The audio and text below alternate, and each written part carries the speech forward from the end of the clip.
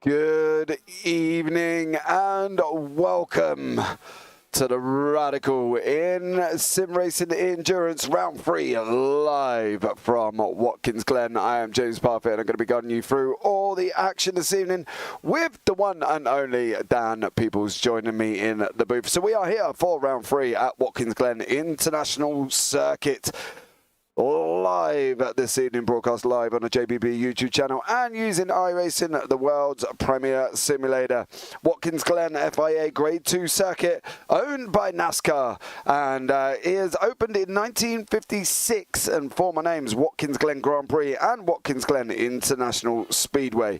Major events: the IMSA Sports Car Championship, NASCAR Cup Series, NASCAR Infinity Series, the Arca Menard Series, and the GT World Challenge America. What did it hold previously? Well, it held the Formula One. It was the United States Grand Prix from 1961 to 1980, and the IndyCar Series Grand Prix, which was known as IndyCar Series Grand Prix at the Glen from 1979 to 1981, 2005 to 2010, and 2016 to 2017. Currently, we're at the Grand Prix circuit with the inner loop chicane. Surface this evening, asphalt and concrete. The length is 3.45 miles, 5.52 kilometres, 11 turns, and we've got turns such as the S's, the inner loop, the outer loop, the chute, the toe, the boot, the heel, turn 9, which is called the ankle, and turn 11, which is the last corner on track. You are in for an absolute barnstorming treat this evening. So I think it's time to guide us through all the action from last week. Is Daan Pepels this evening. Daan, good evening to you, young sir. Good evening, everyone. Good evening, James. First of all, James, how are you? I'm very well. Very well. Very busy. Very well. Very happy. So there we go. It's great to hear. Well, I hope everyone in the chat is good as well. But the results from last week, or from 2 weeks ago, I always say last week. It's sad that the series doesn't run every week, but the drivers will need some time off to fly to the US as well and to get their cars ready. Qualifying 2 weeks ago at Interlagos was Rudolf Nagel, who took pole position overall. And in the pro class, Lucas Dolzer in P2 and Paul Crabb in P3. In the AMS, it was Paul LeMay, one of the LeMays, who took pole position. David Ralston in P2 and Michael LeMay in P3. In the race, it was Rudolf Nagel who won overall, ahead of ahead of Mike Buson. And in P3, it was Paul Crabb in the race. In the AMS, though, it was Paul LeMay who won, Colin Wynn in second, and Gary Truby in third. So a good race 2 weeks ago, James, at Interlagos. Hoping to see more of the same here, I think. Yeah, it should be absolutely amazing. Who's commentating from a box, says Colin Wynn. I don't know if he's talking about you, Dan, there. Not quite sure. Dan doesn't sound like he's in a box. Colin has got a new microphone and a new headset and is kicking on. So there we go. So we're in practice 2:05 on the clock from practice. And what is going to be the format for you this evening? Well, the drivers have just come into towards the end of their 60-minute practice. And then we go into the 30-minute open qualifying, the 90-minute race. So 90 minutes. The setups will be open. The race start is standing and pit stops. No regulations. Tyre changes and refueling are not necessary.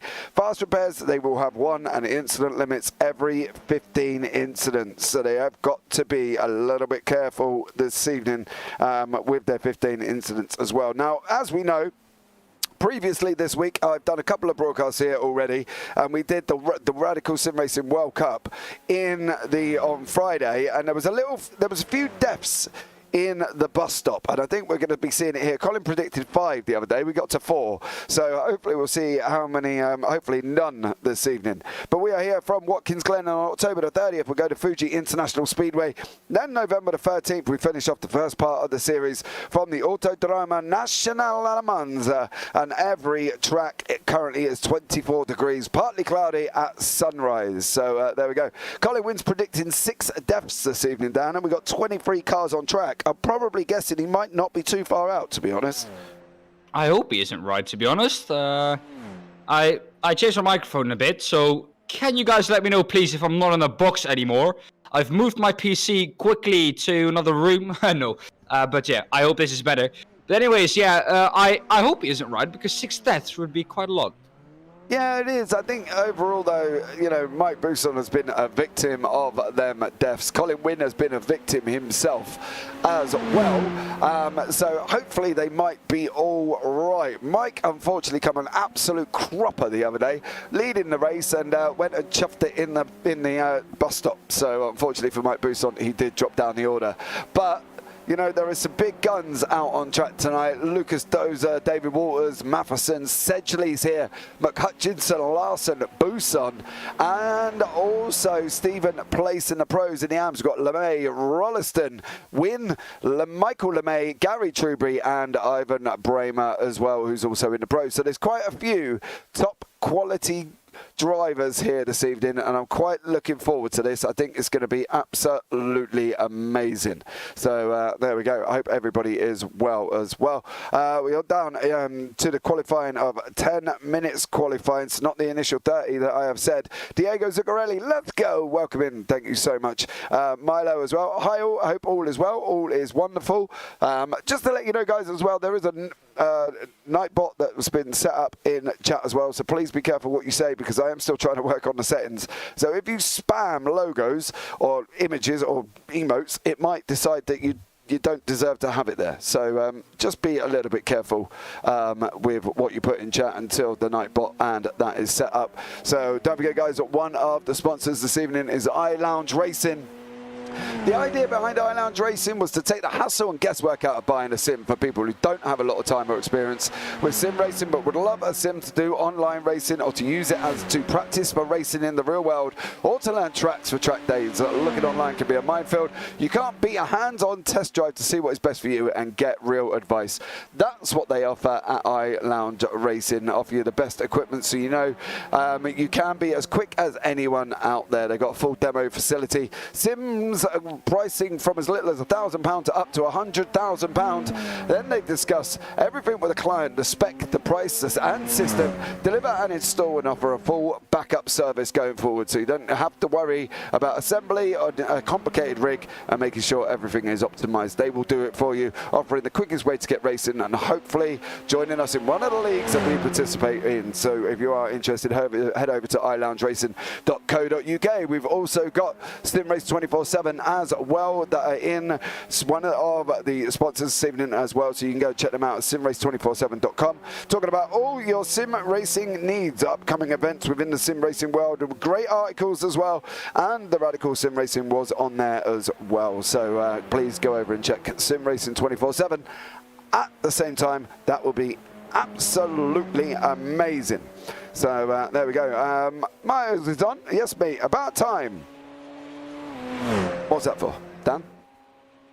I don't know really, but Bit random. yeah. But do we have a closed qualifying question? Yes, we got closed qualifying and basically only 30 minutes. So 10 minutes. So the initial was 30. So I know that obviously now that qualifying has changed down to 10 minutes closed. So there you go. Nightbot. Oh, see the like, everyone.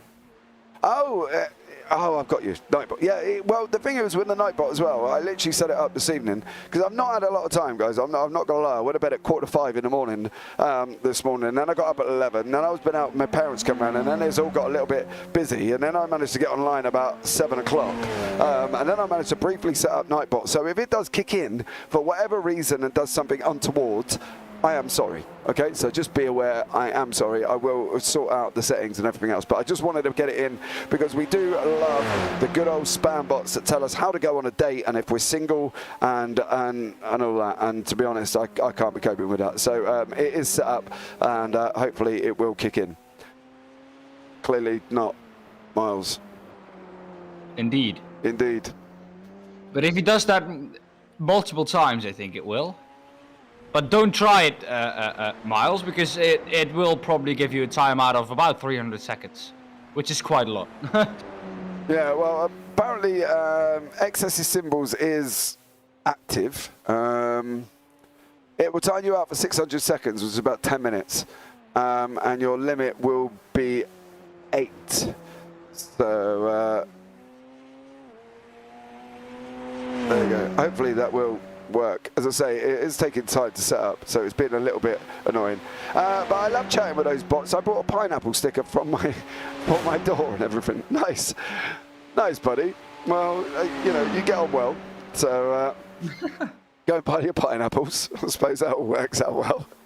But we are going to start seeing times in Sedgley's on a 1:38.497 already here in qualifying this evening. So yeah, people are going to be up and running as well. David Rolliston is another one currently down in the AMS. He's gone across the line. Currently no time registered for David Rolliston as well. So he's going to have to try and keep that car on track, and hopefully everything will work out. What are we expecting from Watkins Glen today, mate? Because, you know, it's going to be a busy one, I think. And the amount of cars that we've got on track with 23 cars, it could really kind of cause us no end of issues.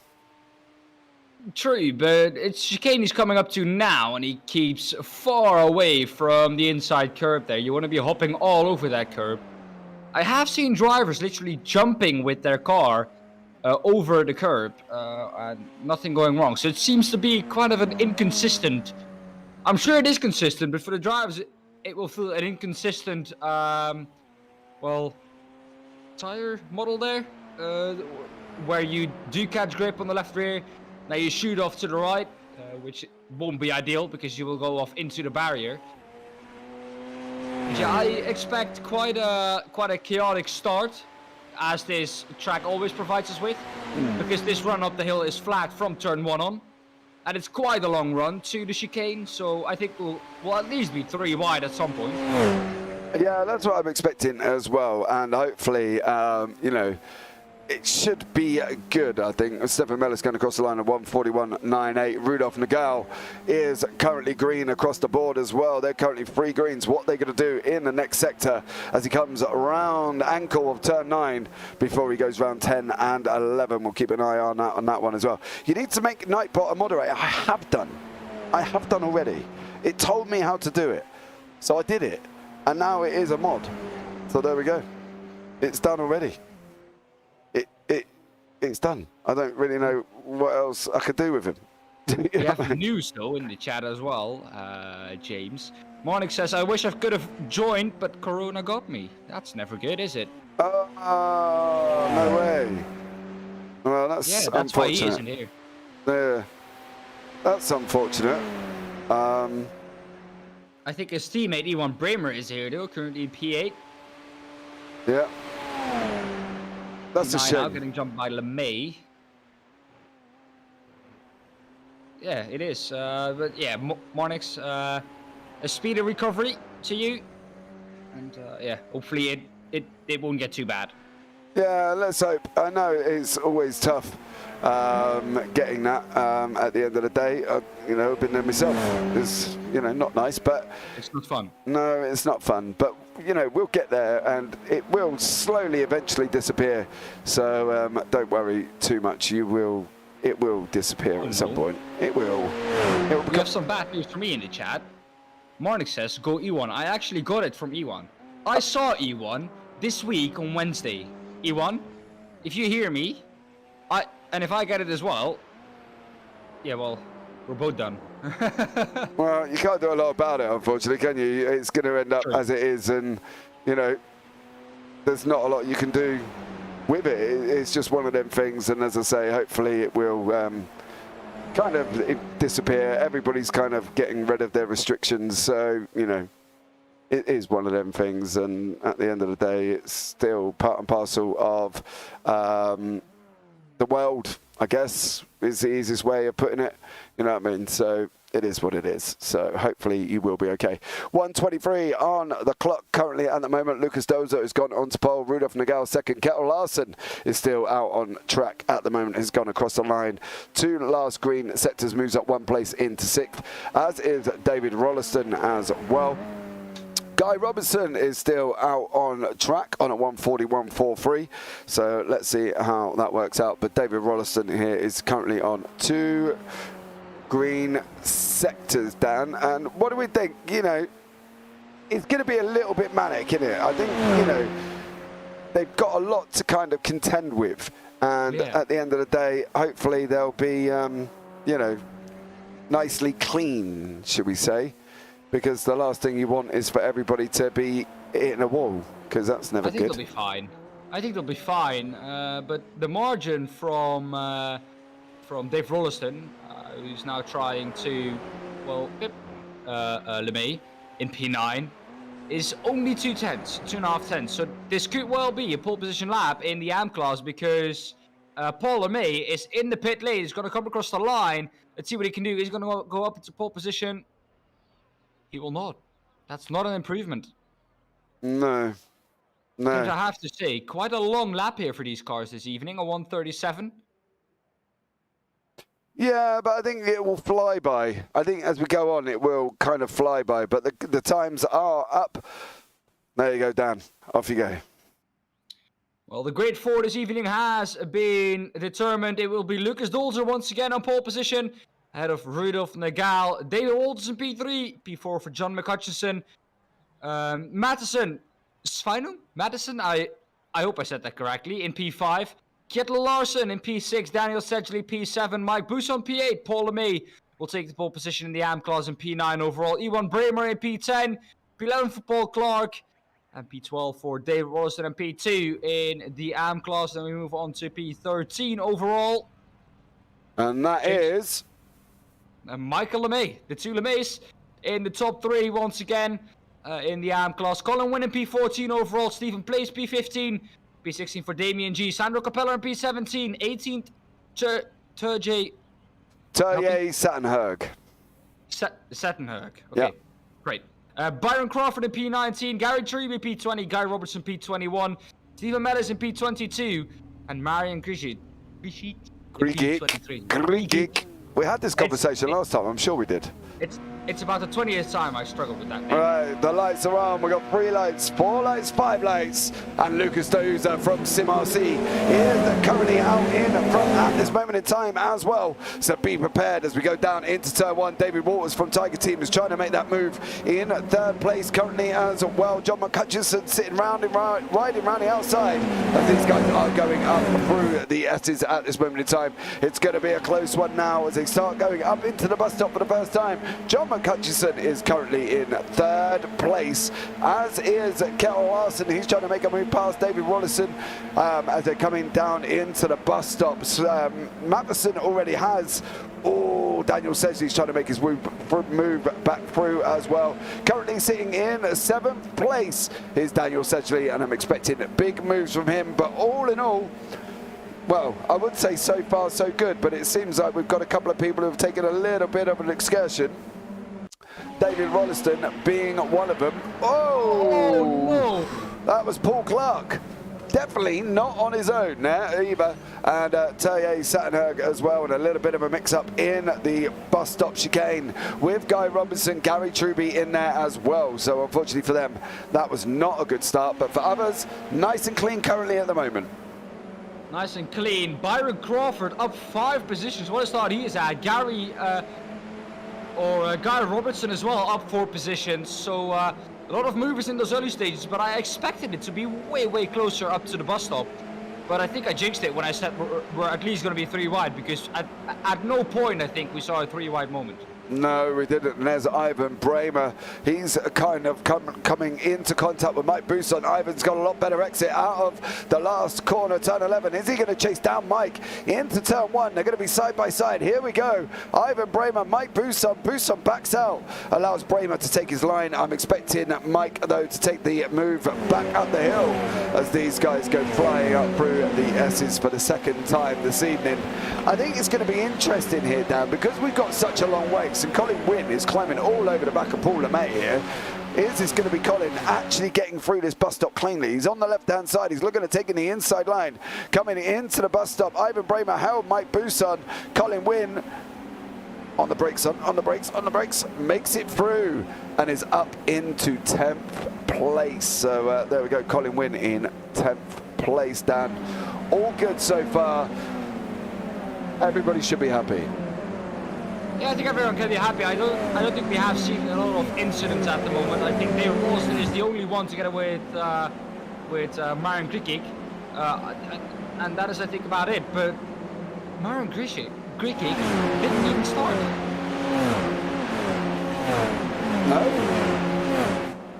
No, he's not in the session. He's not in the session at all.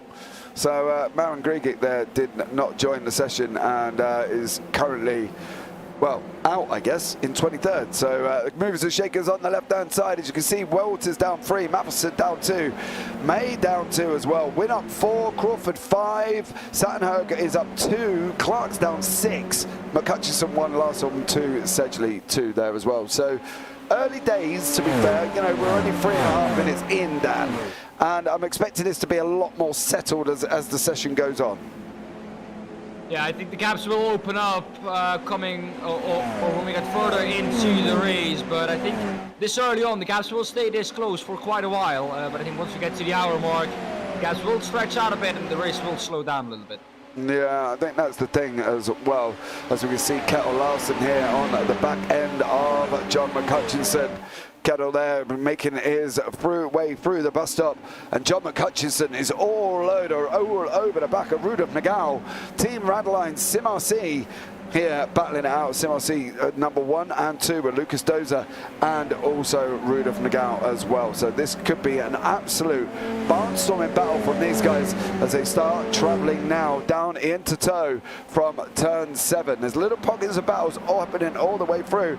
Paul LeMay has got Michael LeMay's brother behind him with Colin Wynn there as well. Byron Crawford is another one sitting in this pack as well. He's trying to get past Stephen Place currently as these guys are heading off down into turn 8. I think overall though, they've got to be kind of happy. You know, this back end corner, you know, Teo Satno, Guy Robinson, Paul Clark, Truby, Mellis, Capella and Rolliston, obviously not going to be happy as Paul Clark there trying to stick his nose out on Guy Robinson.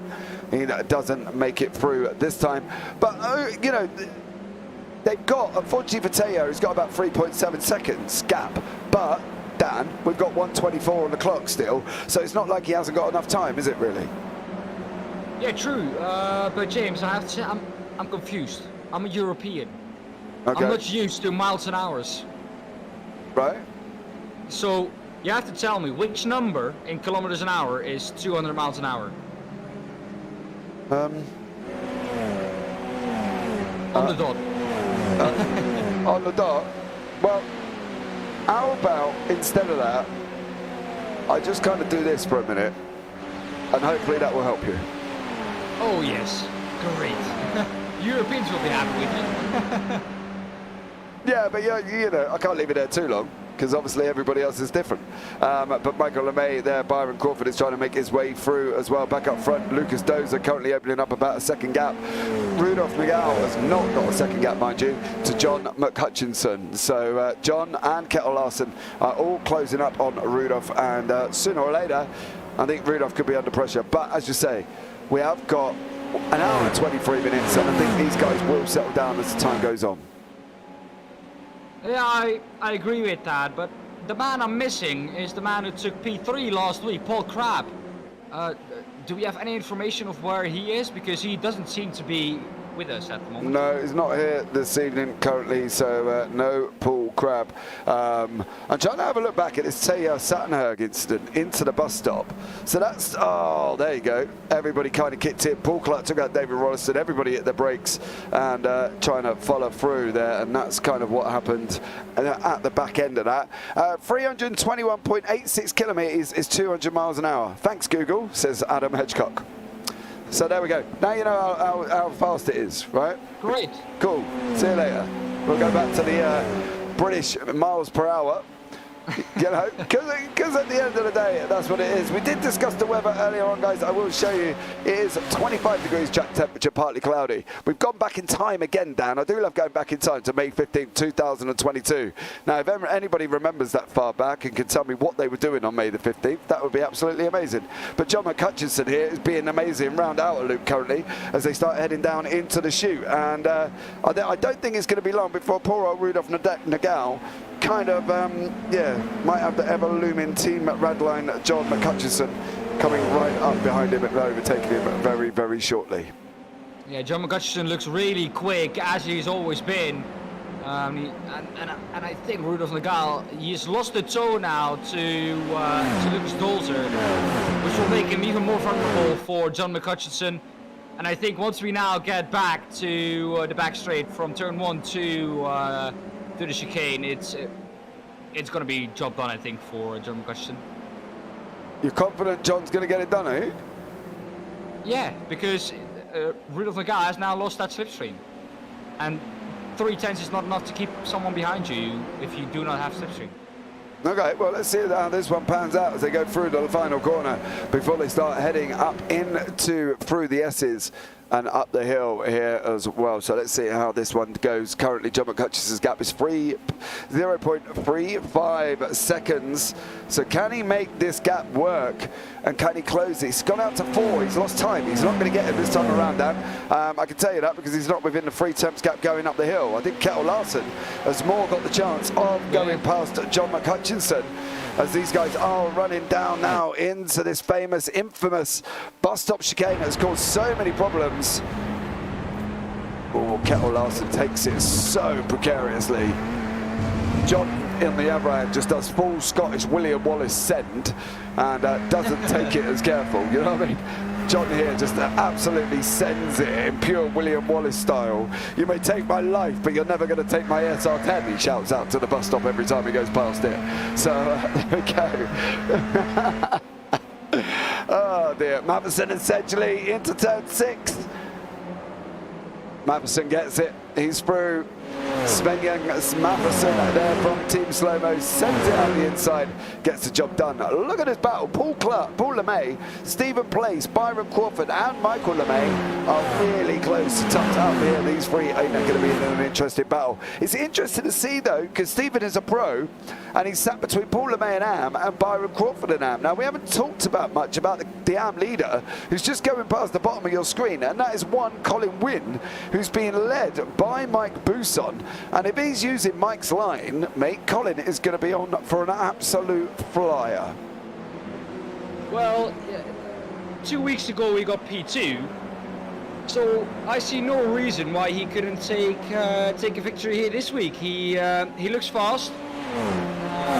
He has someone ahead of him who he can at least take his lines off and catch that mighty slipstream. So yeah, no reason why that shouldn't be the case. Okay, thank you very much, Dan. Short, sweet input, and down there telling me that obviously Colin can and will take the victory this evening. Do you not think? Will, I don't know. There's still 1 hour and 20 minutes to go. And as we all know, an hour and 20 minutes in racing time is an eternity. It's not a sprint at all. So a lot of things can happen in that time. Traffic will come into play at some point. Pit stop strategy and things like that, but if nothing crazy happens, he could be on pace for a win here.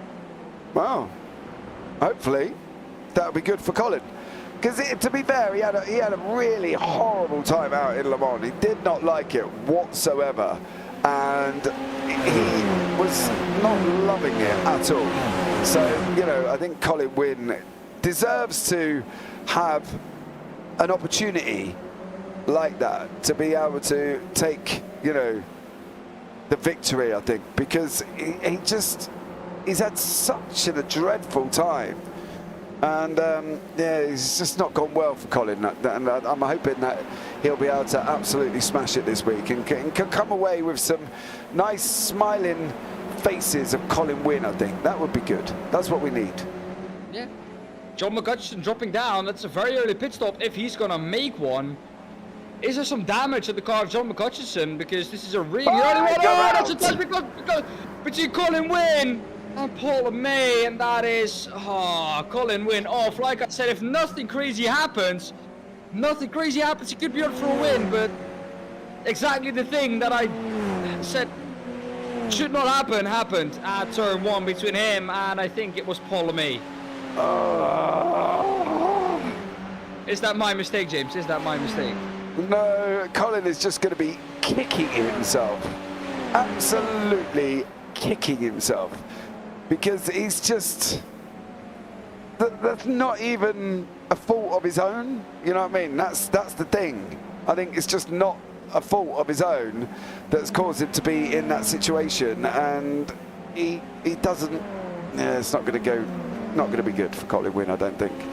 He seems to have come out of it unscathed. The car looks fine, so I think actually he was quite lucky to get out of that unscathed, because it was quite nasty.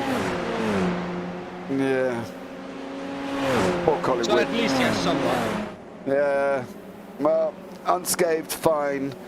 Probably extremely upset. Yeah. Absolutely, and I'd hate to have the superlatives coming out of Colin Wynn's mouth, I would say, currently at the moment, because that's not going to be good. So there we go. Right.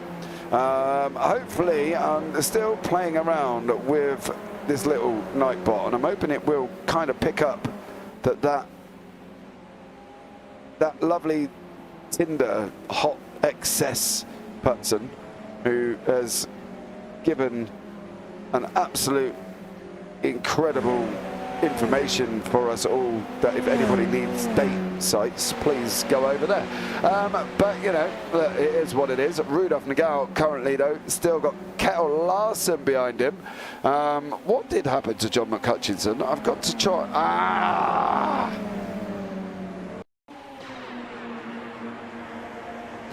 I can tell by your reaction, the chicane is taking him. Yep, there you go. Oh no. Oh, Well, no. I want to see what happens to Stefan Mellis here as well. I've got a funny feeling this could be the same scenario. This could be death number 3. Yep. oh no, that's just too hot into the chicane. That is not the chicane's fault, that's just going too hot into it. Yeah, and then we've got Colin Wynn. So that's 3 deaths already, guys. So be aware. Colin may need new tyres after that. I think he may do, yeah. Absolutely. So, not good. Yeah, that's gonna be a big hit to his tyres. And if he wanted to try a zero stop or a zero tyre change race, I think that's now been ruined. Yeah, I'm expecting him to go into the pits, to be fair. I wouldn't be surprised if he goes in and just gets it out of the way. He's obviously going to have some damage on that car because of the way he was placed with it. I'm trying to see if there is any damage on the left and right. As we go to the right, no, not kind of ideal really, but let's... Fast repair? Yeah, I think he's going to have to look at it. I'm not going to lie. It doesn't seem to be anything currently on the way. He's been already into the pit. Yeah, he's been in and got done, so he wanted fast repair to come out. He's now just got to kind of get his head back, as we can see Rudolf Nagel here as well.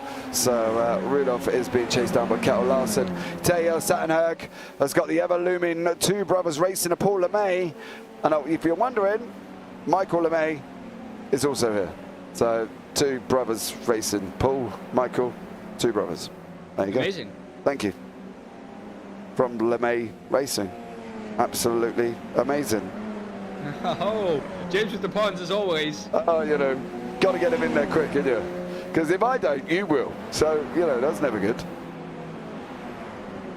Is it never good if I... Okay. Well, you know, it's if you want to get in anyway. Dan, stop trying to twist me words and just, you know, concentrate on what we got going on.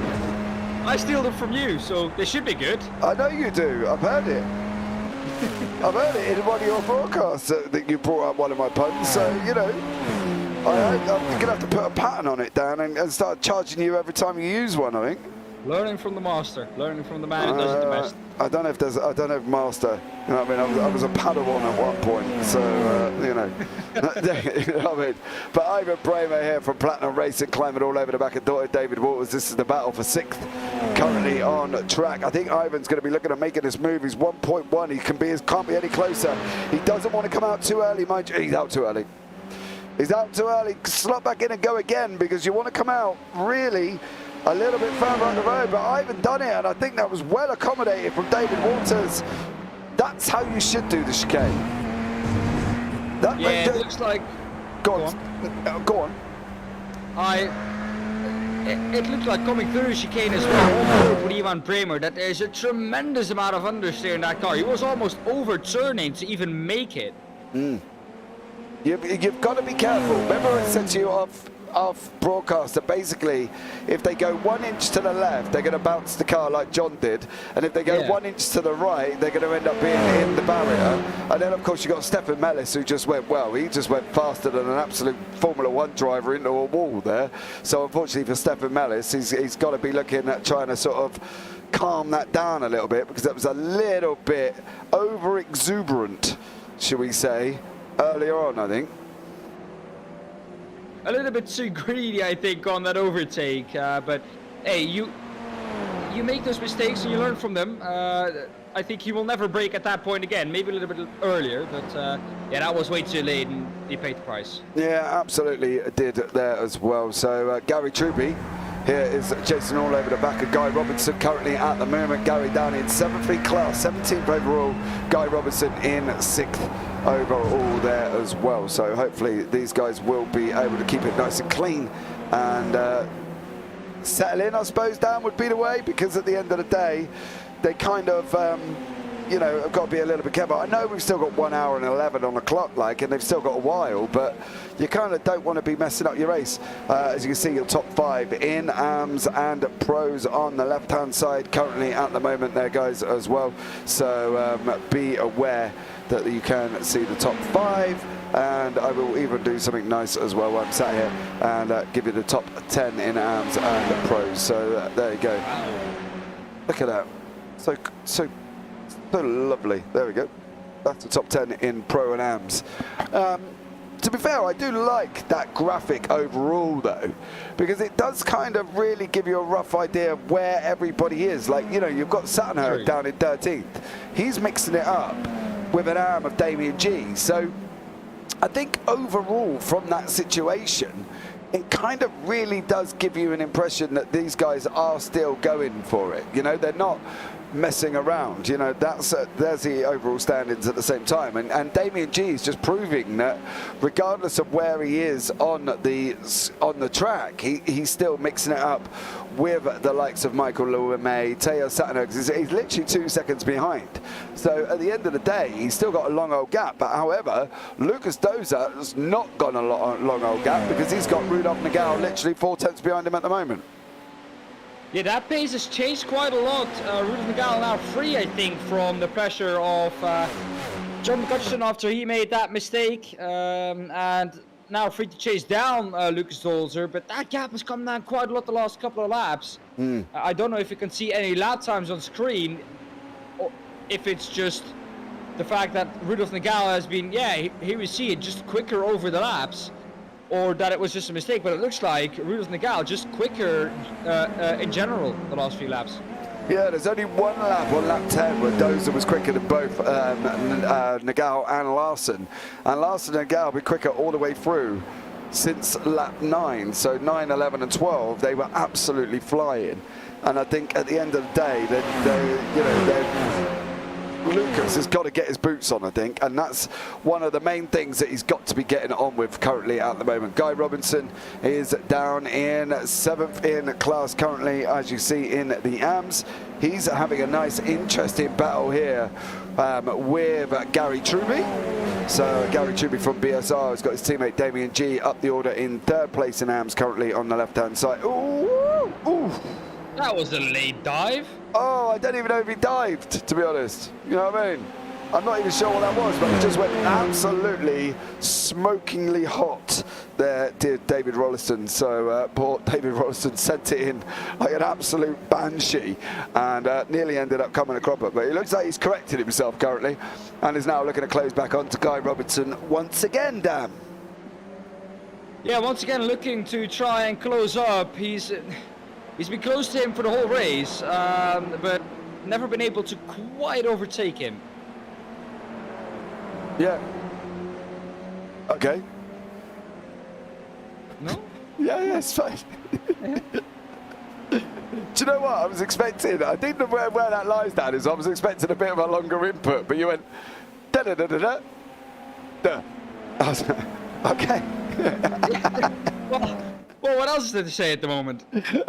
I The gap is quite don't know. But Guy Robinson has managed to get back on the back end of David Rolliston as these guys are going shooting up through now. You can see him there coming into the bus stop. Robinson's on the right-hand side.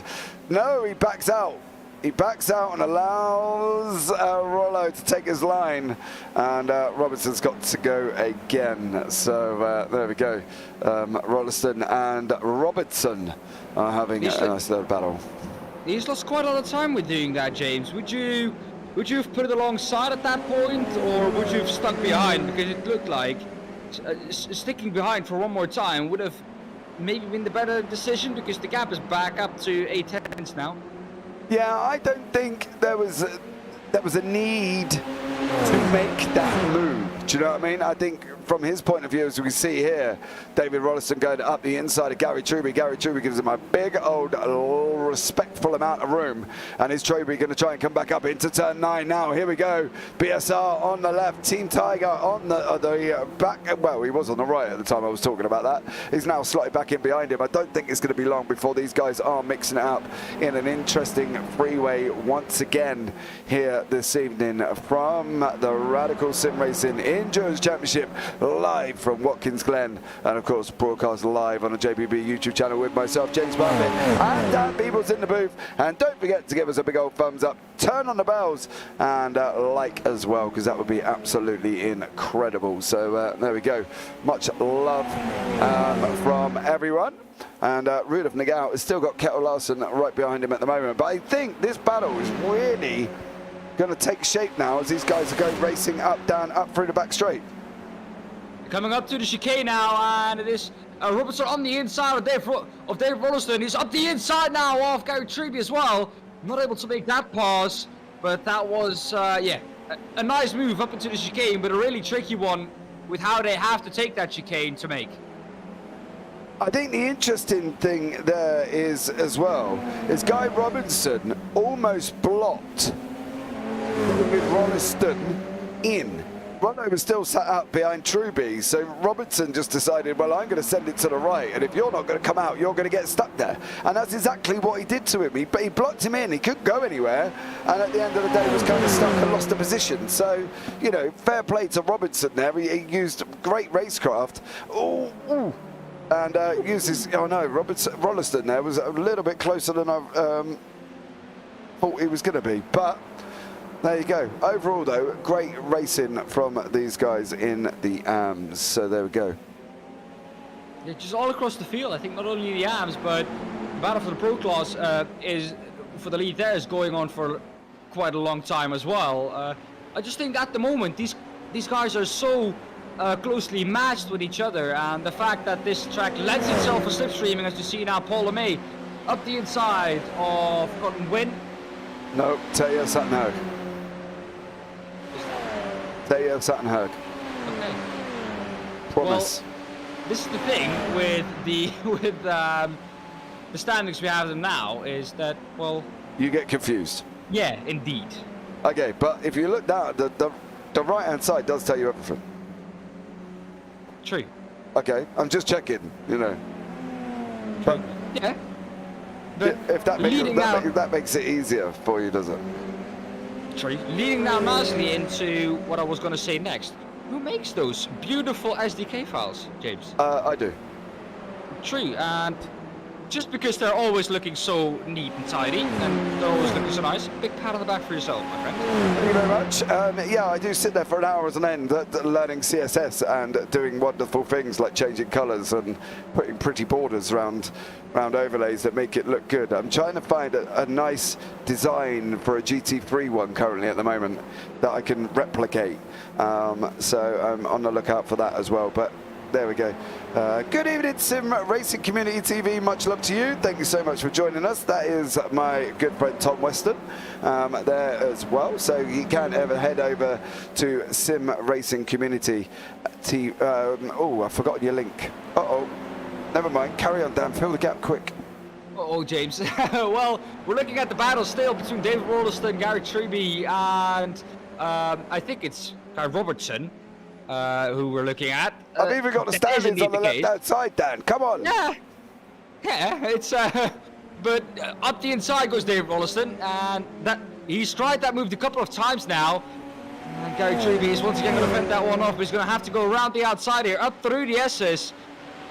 An easy wave, or an easy part of the track to keep it side by side, but at the moment, David Rolliston has to start in behind once again. Maybe the better choice on the run up to the chicane, but looks like he's not going to be able to make that move stick this time around, James. Yeah, there you go, guys. Simracingcommunity.com. Sorry, Tom. My brain had a little bit of an old man lapse, and couldn't remember if it was .com or .co.uk. But simracingcommunity.com.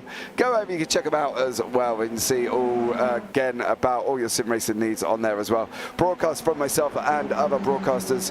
So much love for them for being here. Sorry, Tom. I'll send you a detailed apology later. It'll be fine, James. It's so hard, you know what I mean? I need like I don't know, I need to prep myself for file, but I will have more time next week, so you know, I will be able to get on and do all the things that I wanted to do, and have a good old chat with Tom about websites and stuff as well. So I've got all that coming up. There we go, Lucas Dozer on the right-hand side. Rudolf Nagel is through. Not much of a battle from the Sim RC guys, and they go through 1 and 2. I think literally one job. Mr. Hedgecock, how rude. But I think from their point of view, from Rudolf Nagel and Lucas Dozer, there's really no point fighting that, Dan, because if they fight it, they could all end up in a barrier. You know what I mean? And I think that was kind of a right thing to do. As we can see, Rollison and Truby here. Rollison passed Truby. Truby got past. No, mate, there was a lot of swapping backwards and forwards here. Guy Robinson, and it started from about here. So we're going to look through this sequence of events. Guy Robinson on the left-hand side, Gary Truby on the right, David Rolliston at the back of the Tiger team. They swapped quite a few times. Truby's coming. Ooh, that could have been meaty. There's one, Rolliston on Truby, so that's one change of place. Truby's coming back through again, so there's another.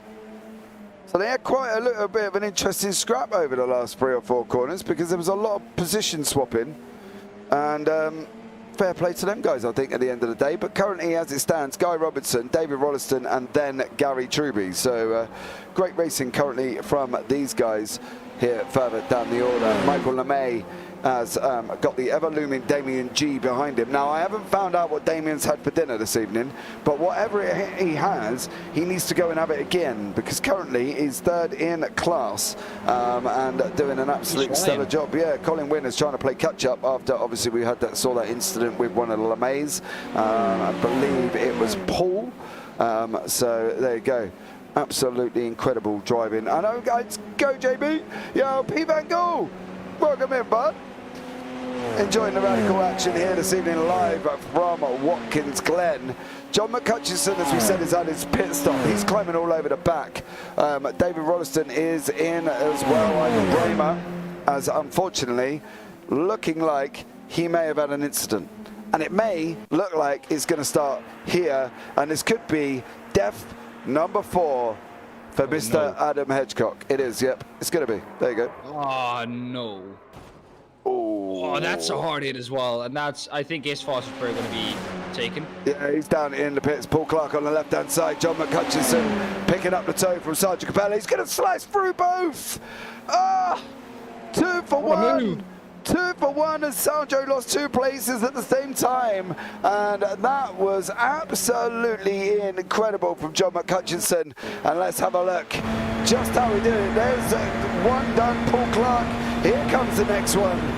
And he still takes his line.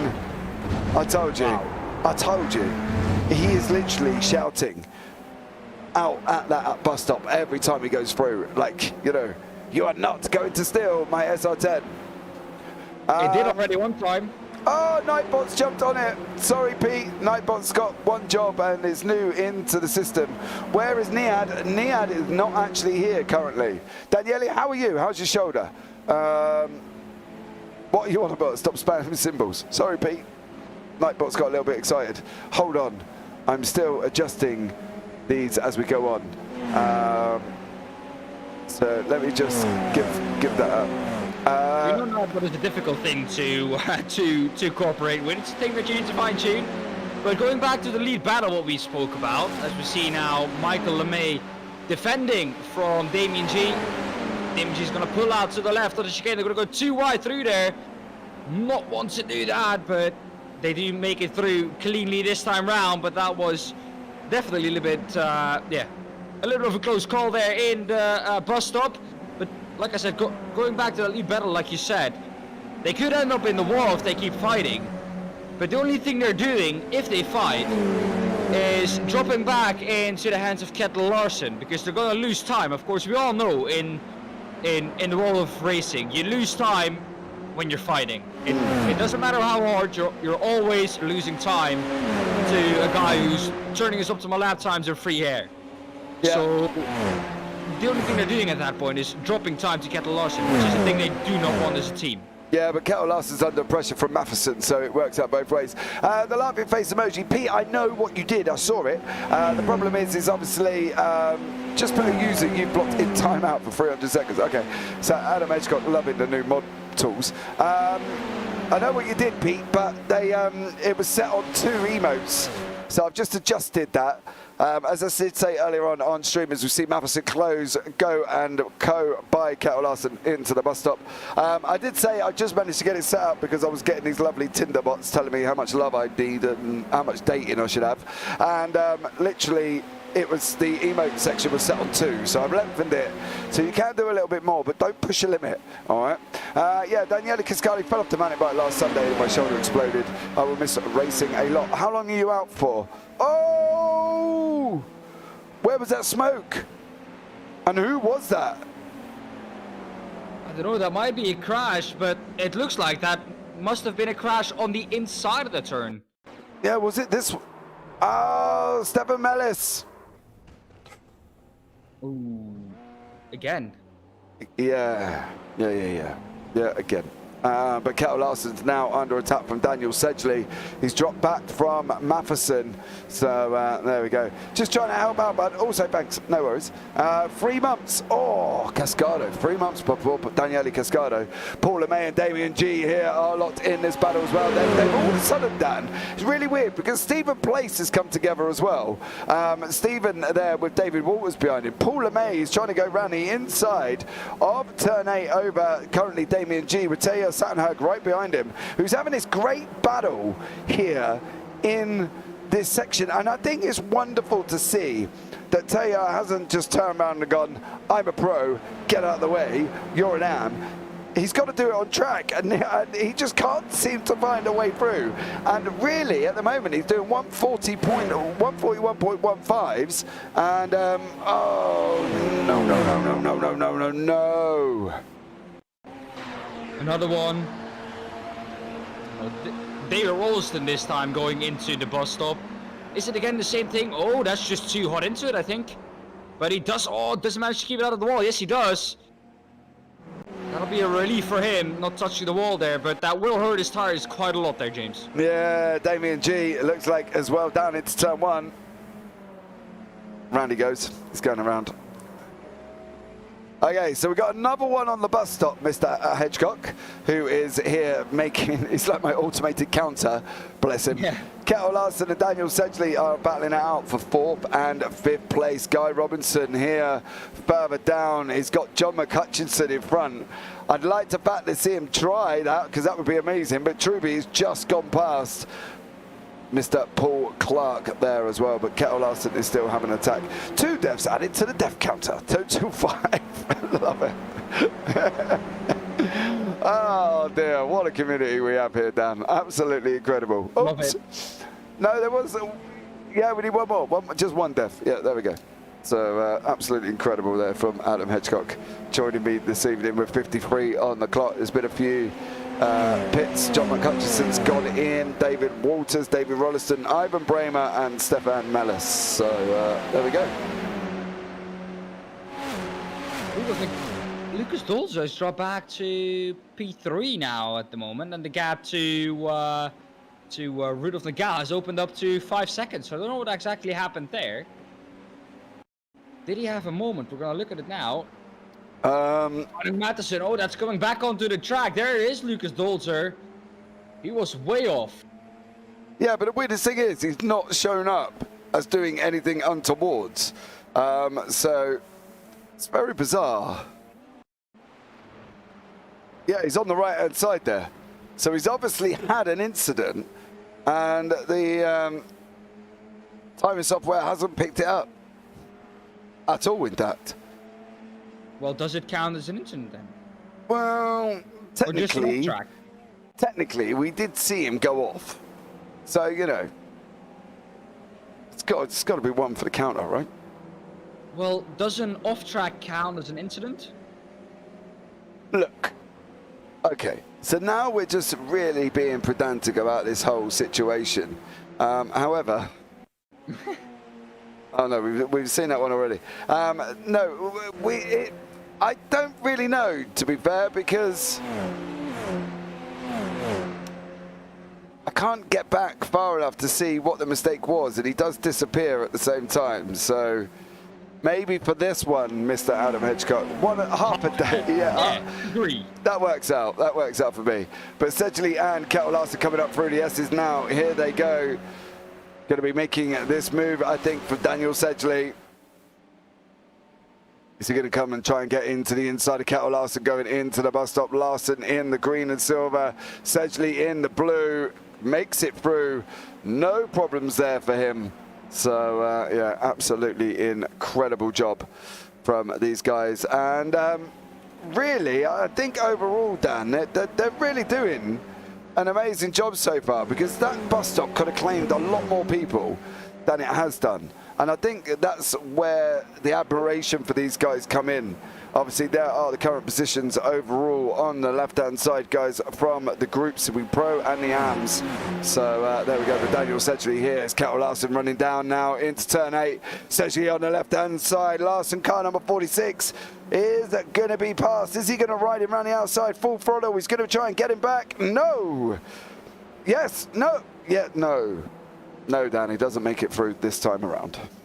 That's a really difficult corner, James, you know, to try and outbrake someone, because it's uphill and you do not really see your clipping point of the corner where you want to begin to turn in, and because it's blind, it's really difficult to find your reference point. So if you have to brake later than someone, your whole corner changes, and that's difficult to do with a blind corner. E1. Again, off it to the wall. This looks like one of the same we have seen. Does he keep it out of the wall? Yes, he does. But that was almost a carbon copy of his first incident. This time, though, luckily for him, does manage to keep it out of the wall, because I think he already used his fast repair from that first incident.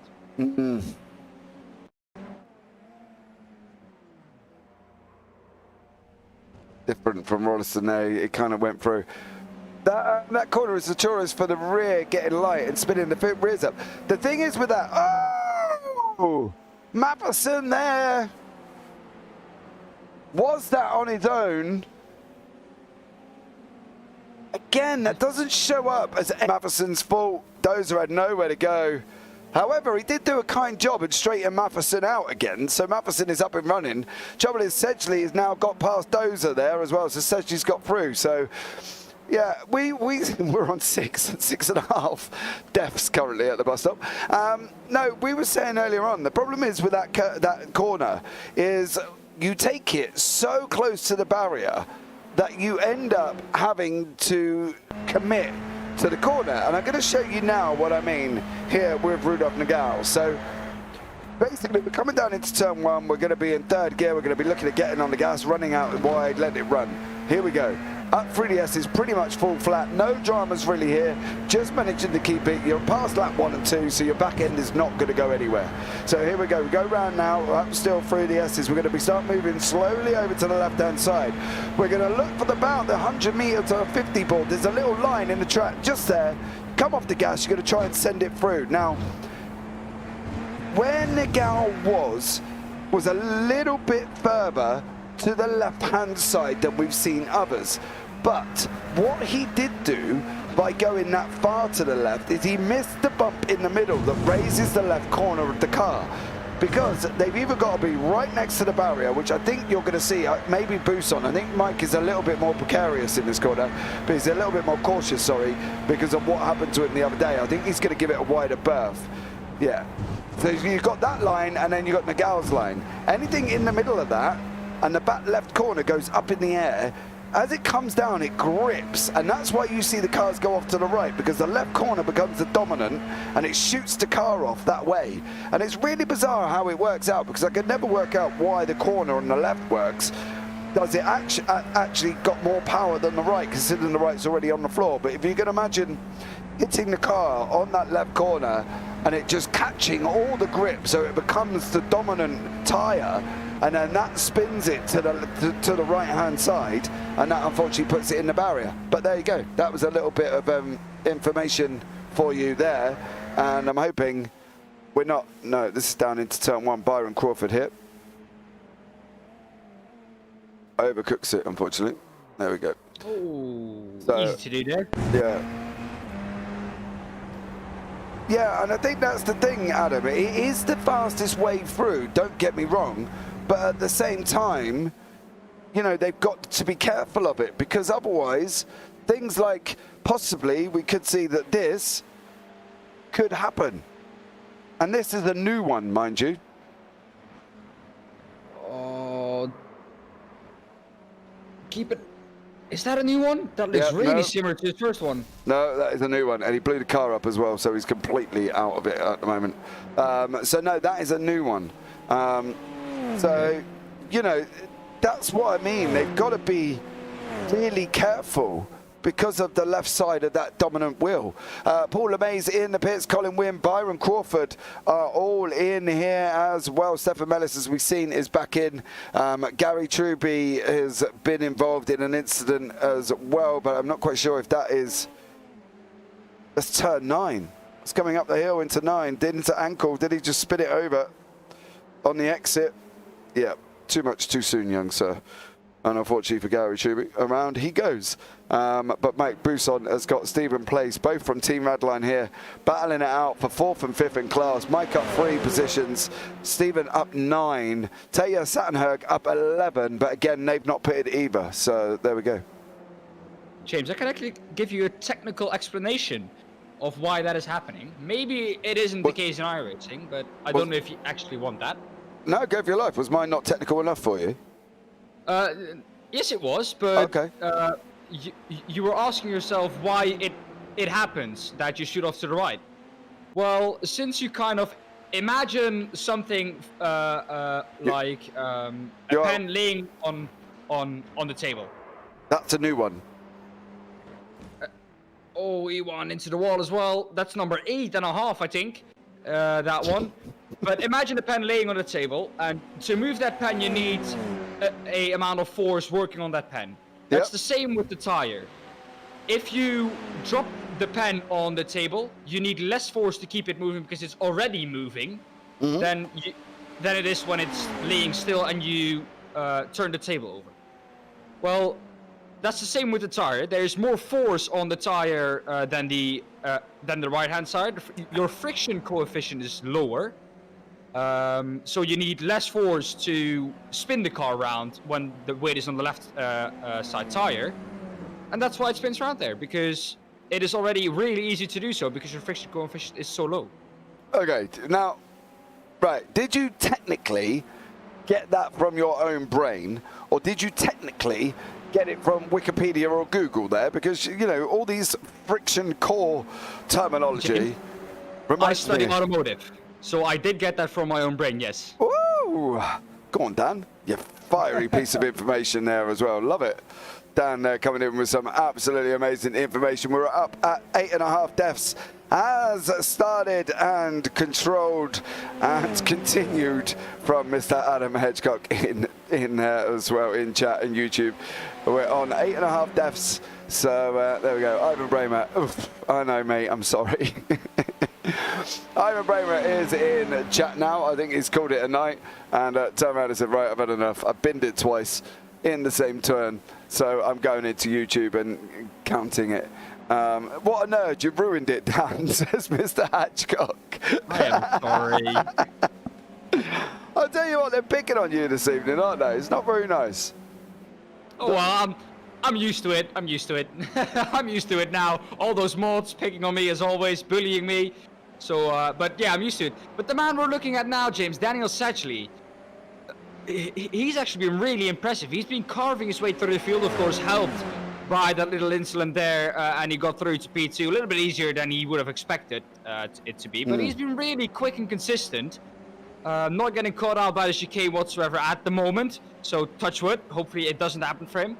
But yeah, he could actually be a dark horse of winning this race, because he started, I think, in P6 or P7. P7. And he's up into P2 now, and that is all just by his own pace. And obviously there's been a few incidents in front, but there are a lot of people gone into the pits. We've literally going to find it easier to count the people who are not in the pits. Guy Robertson, Gary Truby, Stephen Place, Mike Busson, Lucas Dozer, Daniel Sedgley and Rudolf Nagel have all not pitted. Out of the car of, we got 20 cars on track, because Ivan Bramer has stopped himself going into the bus stop. Stefan Mellis is still in the pits getting repaired, and Marin Grigic didn't actually get onto the starting grid. So there we go. Still got 20 cars currently on track though, Dan. I think it's going to be interesting to see here what Sedgley could do, because Sedgley's gap time back to John McCutcheon is 59.3 seconds. The average pit time could be anything from a minute to a minute 33. So there's a big variation of where he could have his time here and where he could come out after his pit time. It really depends on what kind of pit stop he's going to do. Is he going to take tires? Is he how much fuel is he going to take on board? I don't think that will vary too much between the people that pit from this point on, because it will be a one stop if you pit now, I think, because we're past the halfway point in the race. But it depends on a couple of factors. Do you take tires, like I said? How much fuel? And of course, how much did you practice your pit entry and exit? Because that does add some easy gained or lost time to your pit lane time as well. Yeah, I think that's going to be the thing. Larson now battling Gary Truby from BSR. Gary, of course, not pitted. Larson has. Larson looking at taking the inside line going into the bus stop. Here we go, green and silver. There's been a puff of smoke in front of us, and that is one of the Tiger team, and it just happens to be this one. Ooh, keep it out of the wall. Yes, he does. Good. I think you can count that as the other half. Yeah, indeed. Because that was mainly on the exit that David Rollison overcooked that. So I think we'll put that down as a half on that one. But Daniel Sedgley and Rudolf Nagel currently still 4 tenths back away from each other. Daniel Sedgley leading it currently as well. Nagel there a little bit further back. Stephen Place here as well on track, up 10 places. Now, we managed to catch up with Stephen before. We asked him some various questions here as well. So there we go. So current age of Stephen Place, believe it or not, is 54 years of age. He's been sim racing for 30 years. And his favourite simulator is iRacing. Now, he's picked a character as his inspiration in motorsport. Now, I've got to actually Google who this is, because I have never, ever heard of this individual whatsoever. Tell me the name. Danny Magoo Chandler. Oh, I know him. Do you actually? No. Okay, was an American professional motocross rider. He competed in the AMA Motocross Championship from 1979 to 1985. He is remembered for his hard-charging, aggressive riding style. Unfortunately, he actually passed away in 2010 at the age of 50. So that's a bit of a shame, but that is Stephen Place's biggest inspiration in motorsport. Greatest achievement in racing, sim or real life. He was the local karting champion a long, long time ago.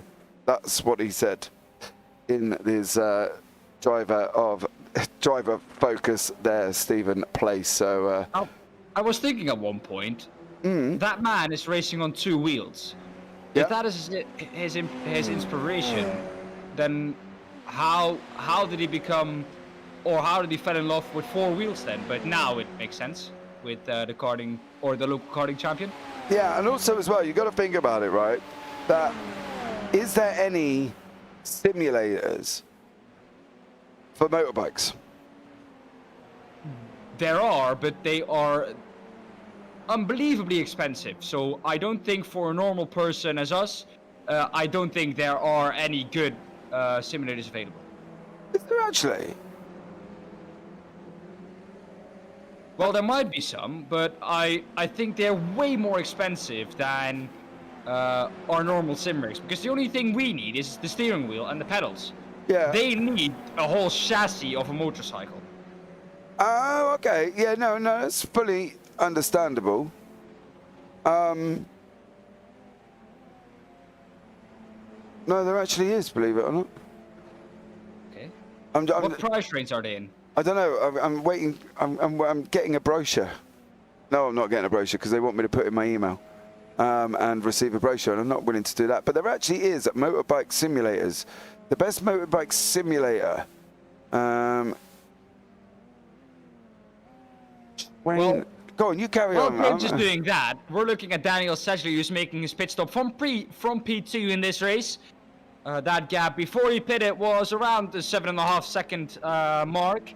So it'll be interesting to see where he's going to come out. Guy Robertson here in the battle with, I think that is, let me quickly take a look, Paul Clark. Always forget those first names, but Clark, he's doing a tremendous job keeping Guy Robertson behind him. I think that Guy Robertson has already made his pit stop, as did Paul Clark. Actually, Guy Robertson has been into the pit lane once, and Paul Clark as well. So they're both on level pegging, but I think Guy Robertson is a little bit too far back to try something into the bus stop now, although he's getting really, really quickly. He's going to try it up the inside. He's going to have to brake late, not able to do that, not quite close enough this time round, James. Okay, so you've got options. A simulator for home is 1,199 euros, and it actually reminds me of one of them little horse riding jockey trainer things that you can get as well. Or you can get a simulator center, which includes pretty much most of the motorbike, which is about 9,679 euros.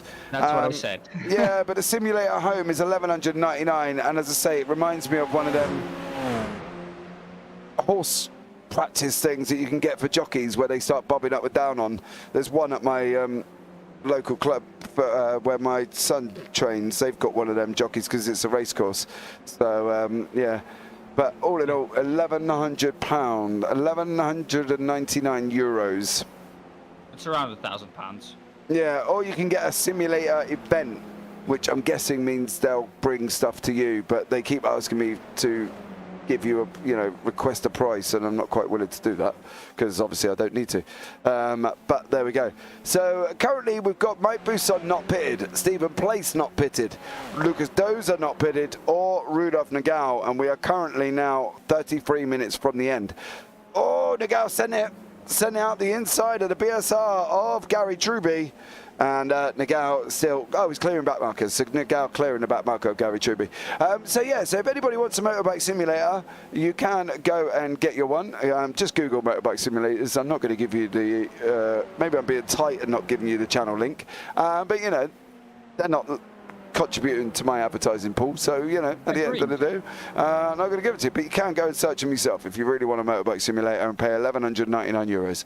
Nagel is in the pits. Dozer's coming round again. So Lucas Dozer has just taken the lead of the race currently at the moment. So there we go. Rudolf Nagel is going to be there. Mike Busson is going to be looking. He's coming up into turn 9. Can Nagel get out in front? Pit lane time currently 25 seconds. He's got about another 40, we reckon. So I think Busson is going to jump him here and have the job done and dusted. But overall, I think it's going to be very tight for Busson to try and get this. Nigal's up to 40. Is he looking at heading out anytime soon? Buson's not going to be going in. Of course, I think they're going to be end up swapping back, Dan, when Buson goes into the pits. Partly because, obviously, you know, these guys have still got a pit. Buson, Dozer and Place. So really, technically, where they're at the moment, it should be Nigal's victory. Or at least Nigal coming back through taking first place. Yeah, but the gap between Daniel Sedgley now and Rudolf Nigal, that was the one I was looking at the end of the pit stop period. But that gap has more or less stayed exactly the same as it was before. 6.5 seconds around about that time.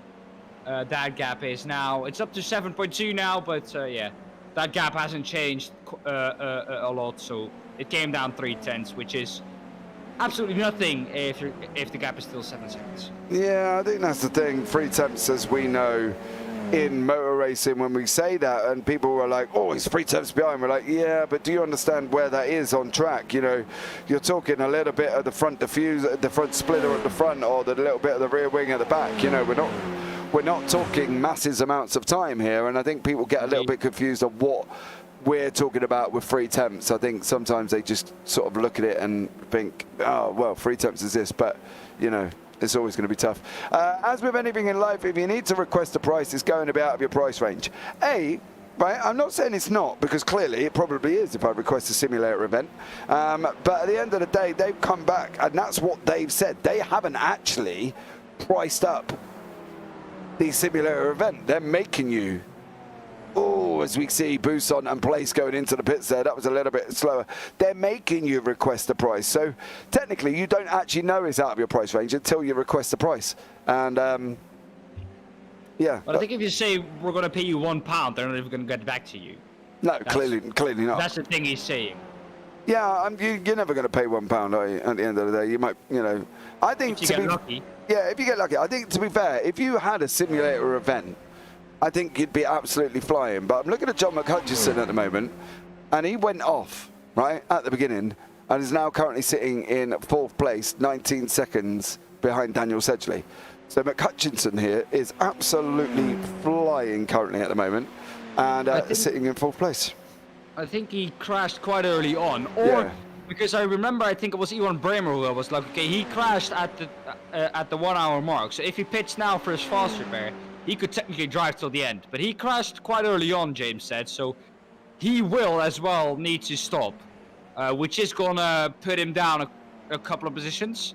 But yeah, he's at the moment very busy with a good recovery drive.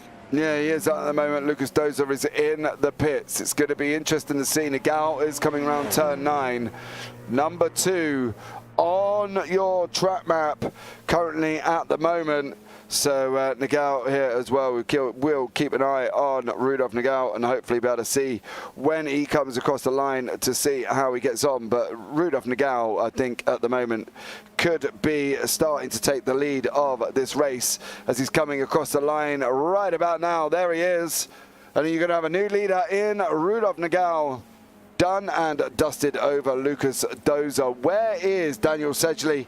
Well, let's have a look and see where Sedgley is currently as well. Daniel Sedgley is in 3rd place, going up the hill. Yep, he's still in 3rd. Dozer managed to get out in front of them guys, so fair play to him. I have a feeling that is just Lucas Dozer using his lighter car because he had less fuel in that car. It's a good effect, and he's now within 5 seconds of Rudolf Nigal. That's the closest that gap has been for quite a while. David Walters here, one of the Tiger team cars, is that death number 10.5. Oh, that was quite late on. I don't think it was an incident. It was a nice 270 or 720. But apart from that, kept it out of the wall, luckily for him. Yeah, I think that's the thing at the end of the day, right? Is at the end of the day, as Adam Hitchcock has come back and said, nope, the exit is still part of the complex. So, you know, the exit is still part of the complex, I guess, at the end of the day. So that could be number 10.5, if I'm not mistaken. Could also be a half because it didn't touch anything. Well, I don't think that's mine or your decision, to be fair. True. That is okay. I was right. if we look at our counter, he has decided, or it has decided, that it was half a death. Well, there you go. It has decided. like it's got a human life in him. So there we go.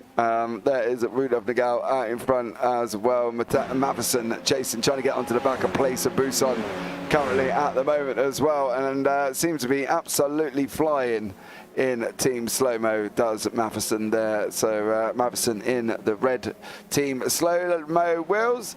Taya Sattenberg is rocking the black.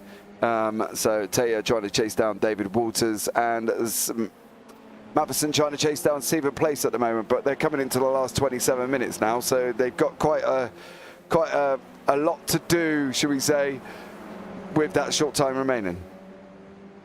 Quite a lot of time to do indeed. The gap 46.7 seconds from Matheson to Rudolf Nagel. I don't think he's going to be able to catch up that much, but I think he at least, together with Stephen Place, could get onto the back of my Buson and try and overtake him. And Kettle Larson is not too far away from him as well. Yeah, that's the thing. Kettle Larson is just literally up the road. As you see there on the bottom, there is Mike Buson, there is Stephen Place.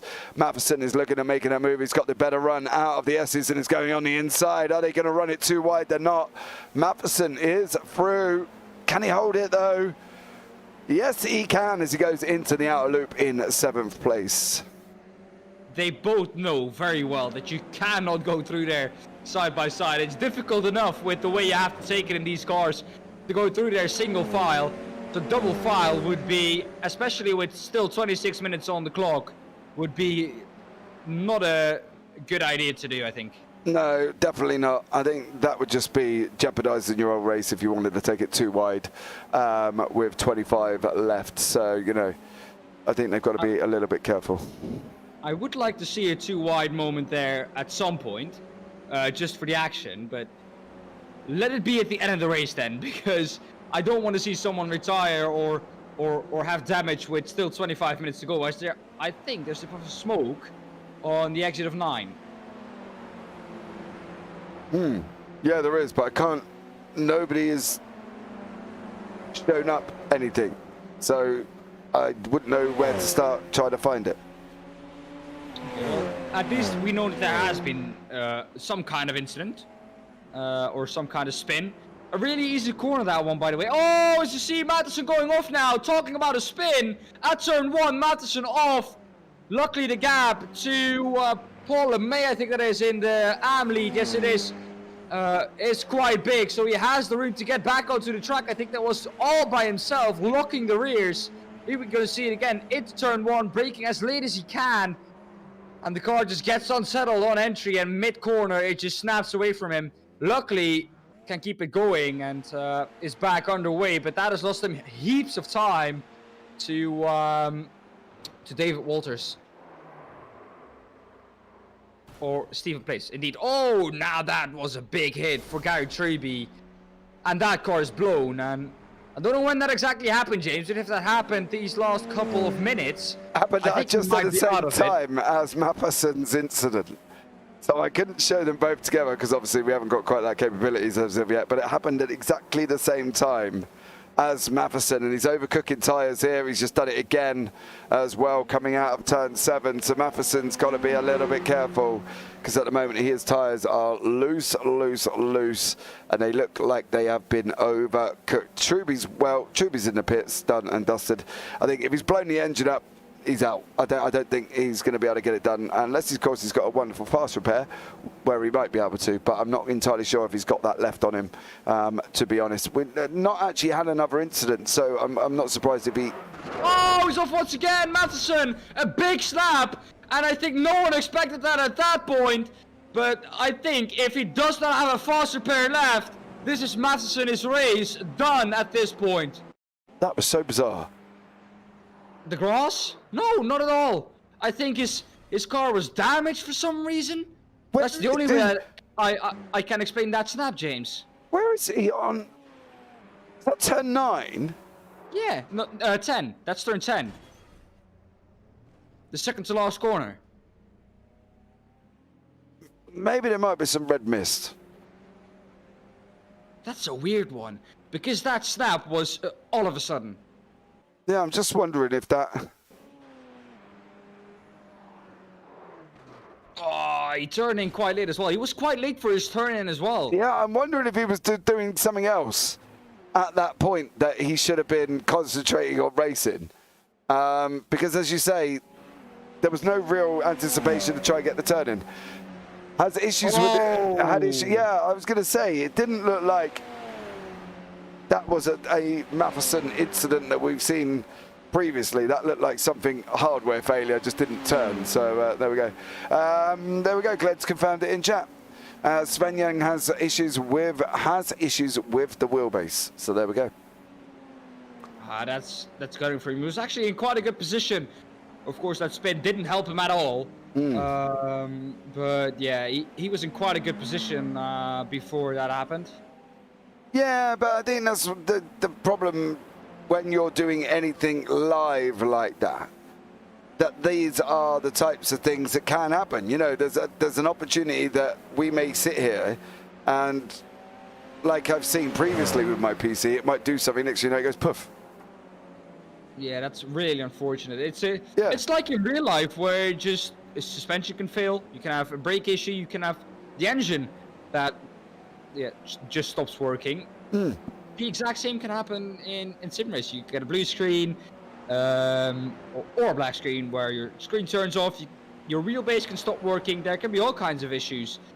And I think we sometimes forget that it still is or hardware or software driven, and these things can break as well.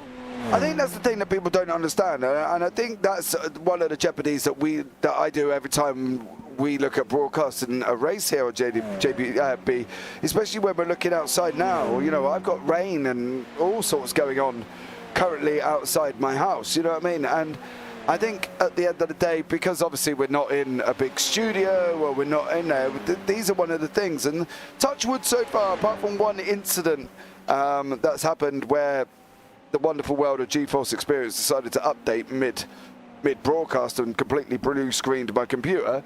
I've been quite lucky, touch wood, with any other things on that one. So, Joachim, yep, it turns right momentarily and causes obvious things. Yes, mate, it does. So Joachim Kjod there filling us in. Basically, that's the issue with the wheelbase. But it's like anything, Dan. We take this chance, I suppose, every time we're looking at doing these things. And at the end of the day, it's one of them things that, could go wrong. But it doesn't, thankfully. And we were able to bring you the most amazing racing that we possibly can at this moment in time. Of course. We're looking now at the battle between, or a battle that's brewing, Lucas Dolzer and Daniel Sedgley. Daniel Sedgley, like I said, could be a dark horse for this victory because he's been really quick and consistent this whole evening.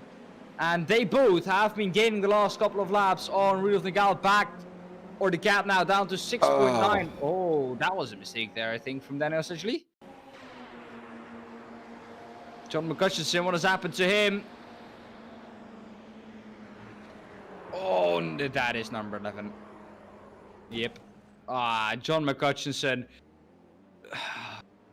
He was being led through by a back marker. Paul Clark. Yeah, Paul Clark, and sadly for him, after that he went off into the wall. Michael LeMay, what has he been up to? Also locking the rears, mid corner or on the entry, losing the car. Yeah, that was turn 8. So we're on the up to the 12 death count. When did we add the half? If you look back, half death added to the bus stop. Oh, yes. So that was when I think one of the Tiger team cars crashed. Oh, yes, David Waters. Yes. So there we go. John is back in the pits again. Unfortunately, his great recovery has kind of put him down the order. He's probably lost a lot of tire strength and everything else. So unfortunately for John McCutcheon, he is now into the pits, which is a bit of a shame because he was doing so well.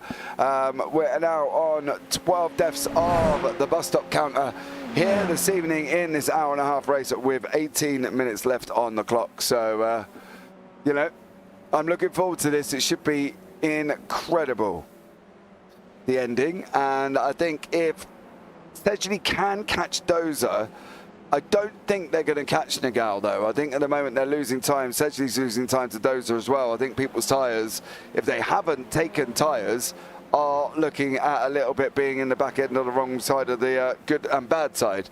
But Colin Wynne is currently 4th in AMS at the moment. Byron Crawford is 3rd. Damien G is currently 2nd, just up the road from Byron Crawford, though, mind you. And Paul LeMay, they're mixing it up in the pros, currently 7th overall. So stellar job from everyone so far, mate. Yeah, but they still have 17 minutes to go, which is about the sprint race length in these radicals, or at least half sprint race length. So yeah, there's still a lot that can happen. But the gap at the front of the field between Lucas Dolzer and Rudolf Nagel actually looks like it's stabilized a little bit. 5 seconds is the gap. And yeah, Rudolf Nagel, when do we expect for him for tire wear to kick in? Because I think at first race of the season, they never changed tyres. No, but I think at Interlagos we were expecting it with around 7 minutes to go, that the tire wear would really kick in. Then I don't think it did it? No, it never did. But when are we expecting it here at Watkins Glen? Because it's a track that is way more kind to the tires, not as rough on the tires as, of course, Sao Paulo is. So, do we expect actually it to kick in at any point, or what are we expecting? I think that's going to be a chat with the drivers after. But I think we need to look at this at the moment. Stephen Place, what has he been up to? Oh, that's another one. Oh, keep it out of the wall. He just touched the wall, but I think that's a safer barrier, so that isn't going to be too much of damage for him. But that is not going to help him at all at the moment in P6. And I think he lost quite a couple of seconds. That was quite close to the grass there as well. Might be a little bit of damage to that car. I think there is to the left front. Yeah, not by much, if there's going to be any, to be honest, Dan. I think if we have a look at the left front of the car, you're talking minimal, aren't you? Look at, there's barely anything there. He's going to feel it, though. Oh, yeah, I don't doubt he's not. But I think at the end of the day, he's got quite a healthy gap, let's just say. You know, there's 12 seconds behind, but there's now also 13 seconds in front. So, you know, and the death counter has gone up by 1 again of the bus stop there, provided by Mr. Adam Hedgecock this evening as well. So, Adam Hedgecock providing us with this death counter, doing an absolutely stellar job, telling us when there's only half a death, telling us when there's a full death. So, you know, at the moment we're absolutely flying. James, yes. Can we go on the roll bar for a second with this man Stephen Place? Yes, if you want to. Because I want to have a little. Oh, sadly you can't see it from this position, but his helmet. If we take a look at that helmet, it's well, I think we all know from which famous driver that helmet is. Can you tell me, James? And Senna. Indeed. How do you go about choosing your helmet? Do you actually put any time into choosing your helmet or painting your helmet, trying to get a specific design into it? Or are you like, okay, this looks nice, we'll take this from Training Paints? I'm very philosophical about my helmet. Very philosophical. What I do is I go on to Trading Paints, I look at helmets, and then I scroll through the whole entire list of helmets to see if I like it or not. I don't paint my own, I haven't got time for that. So I scroll through the whole entire list of helmets and I think, oh, maybe. These are the best ones. Yeah, and then I go through them again just to check that I made the right choice, and then I select which one I want. Okay. Please don't ask me which one I've got on at the moment, because I really cannot tell you. Because as I say, well, that's how much James loves his helmet. Yeah, it's been a long old time since I've gone into Trading Paints to even adjust anything. And then the weirdest thing is as well, I haven't been on Trading Paints that much at all. Every time I go on there, it asks me to log in, and every time I have to remember what my password is, because I really cannot remember what the same password is that I've had for ages.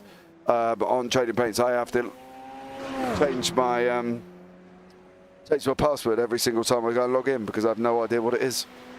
Well, what is your password at the moment, James? I don't know, because I've just got to log in again with the password that I thought I changed it to, and it's just asked me to change my password because obviously it's not correct. So I'm not entirely sure what my password is. So if anybody's got any ideas what my password is for trading paints, that would be absolutely amazing. I'm also as well trying to work out what my iRacing, I don't know, to be honest, Dan. I'm gonna figure it out. So, you know, I'm going to do two things at the same time because, you know, I can do that. So all these rumours about men not being able to multitask is just a lie, I'd like to point out, because I can multitask because I am talking and sorting out my trading paints at the same time. So there we go. Absolute professional. Well, I have to say, if I am doing my own broadcasts, I sometimes do have difficulties with changing cameras, typing things in chat, keeping an eye on chat, and talking at the same time. Especially the talking bit and doing something else at the same time. Okay. Because at some point you're just waffling a little bit about something and you don't actually know what you're talking about. And you're just talking about something to talk about something. That is also true, right? And at times that has taken place. I don't doubt that I've waffled on about anything here, but at the moment I'm going to waffle on about Sergeant Capella, who is currently 6th in class, 15th overall, being chased down by Guy Robinson. But no, that is also true. At times I have just waffled my way through things while trying to do something else, because there's always something that I like improving. And if I haven't made an improvement on it, or I don't write it down, as we see Guy Robinson going past Sergeant Capella there. Where was I? Guy Robinson going past Sergeant Capella. Yeah, if I haven't improved what I wanted to improve, or I forgot to write it down, then I write it down, or I try and make a change why I'm currently doing in the broadcast. Yeah. Like, there's always things I look at on the broadcast and think, I actually really don't like that. So I will write it down on my list of to-dos to do with the series, and then I will look at changing it after that. Or if I know it's a quick fix like it was earlier on, I will do it while the broadcast is live. You are a very smart person, James. Thank you very much. You know what I mean? I don't know what else you want me to say. I am not stupid in any way possible. We saw that with the friction coefficient thing, as James likes to call it. I actually got that out of my own brain. I'm very proud of myself that I remember. I am. Well done, you. Right. So currently on my helmet, I am running the Lando Norris Mexican GP 2019 design. Okay. I definitely remember which one that was. No, me neither, mate. It was the one with the skulls and stuff all over it. You know, the Mexican holiday. Oh, I can't think what it's called. Ah, yeah, okay. Now I remember. Yeah, the one with the skulls on. Yeah. What's that holiday where they all paint their faces? If anybody knows what the holiday is in Mexico where they all paint their faces. No, it's not Carnival. It's called something else. With the skulls on, please let me know, because I really cannot remember what it is currently at the moment. Stefan Mellis has had another incident. I don't really want to look at where this was, but I got a funny feeling if I look at it. Oh, he's just blown up. A blown engine. He blew up. That's... Wow. Yeah. Coming around how did that happen then? I don't know, it's coming around turn 10. What makes it worse is he's only just come back from being in the pits for ages. So a little bit worrying. Oh, Paul LeMay. Nice and steady, son. There we go, he's through.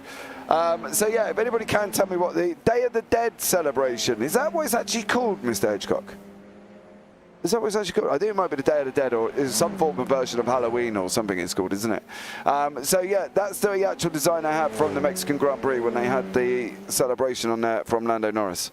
So, but yeah, it is. Okay, so Adam's always right. I don't ever debate with Adam because he's more knowledgeable. So yeah, he's correct, but that's the one I've got currently running on my helmet. Now, the other things I did have throughout my period of time within iRacing, I did think it was cool to have a Stormtrooper helmet. So at one point or another, I did have a Stormtrooper helmet driving.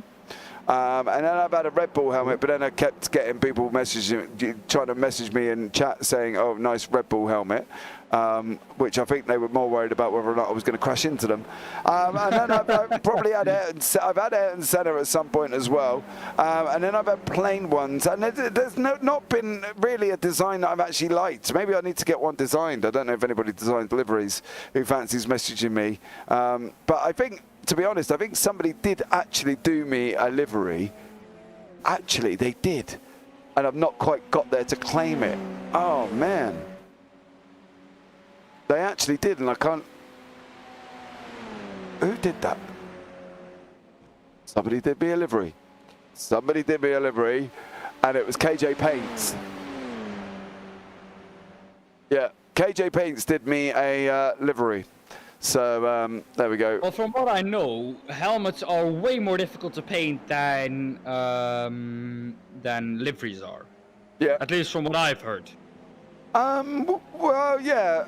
I think it's like anything, isn't it? At the end of the day, that you know, to have that time to sit there and to paint the car and all of that, I don't have that time. You know, as we can see, Paul LeMay here, that is the battle with David Walters. That's not for class.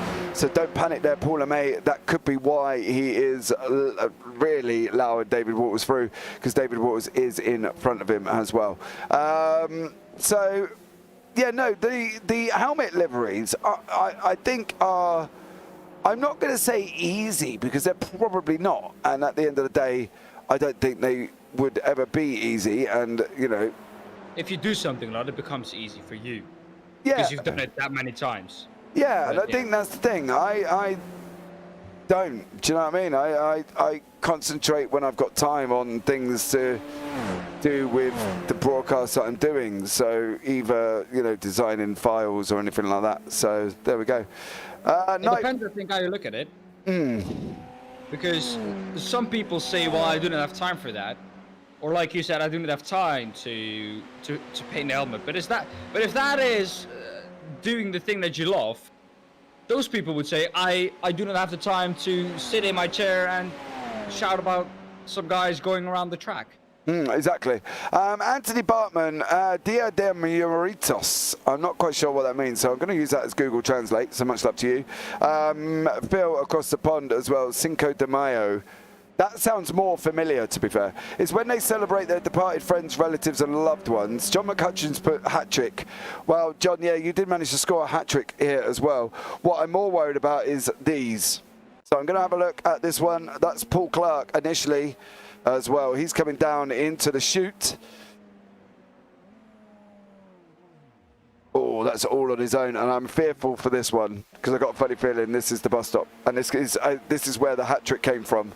For John McCutcheon, which I believe is going to add another one to our total of spinners. Oh, that was a hard hit. That was a tough one. And I think before you even go there, Mr. Hedgecock as well. No, this is a difficult. That's turn 9 for Mr. Capella.